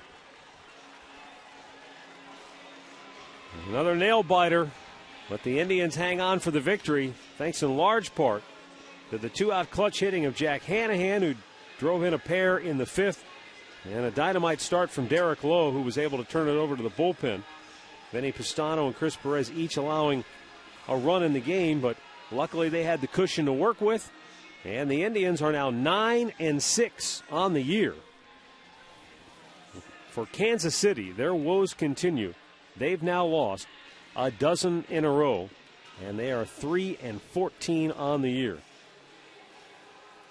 And with the Indians winning, I believe the Tigers lost. I don't know that it was a final yet, but should the Tigers go down to defeat and the White Sox lose later tonight in Oakland, then the Indians could wake up in a 3-way tie for first. So a good night for the Indians as they win to open up this 6-game homestand, coming off a road trip in which they went 7-2. And now they get the win here tonight in the series opener against Kansas City. Let's go down to the field. Here's Katie Witham with Indians hitting coach Bruce Fields. Well, Coach, we talked before the game. You told me the approach, be more disciplined at the plate, don't chase any balls. How much did that pay off tonight? Well, obviously it helped us, but we had them on the rope several times, bases loaded, nobody out, and didn't get a run across.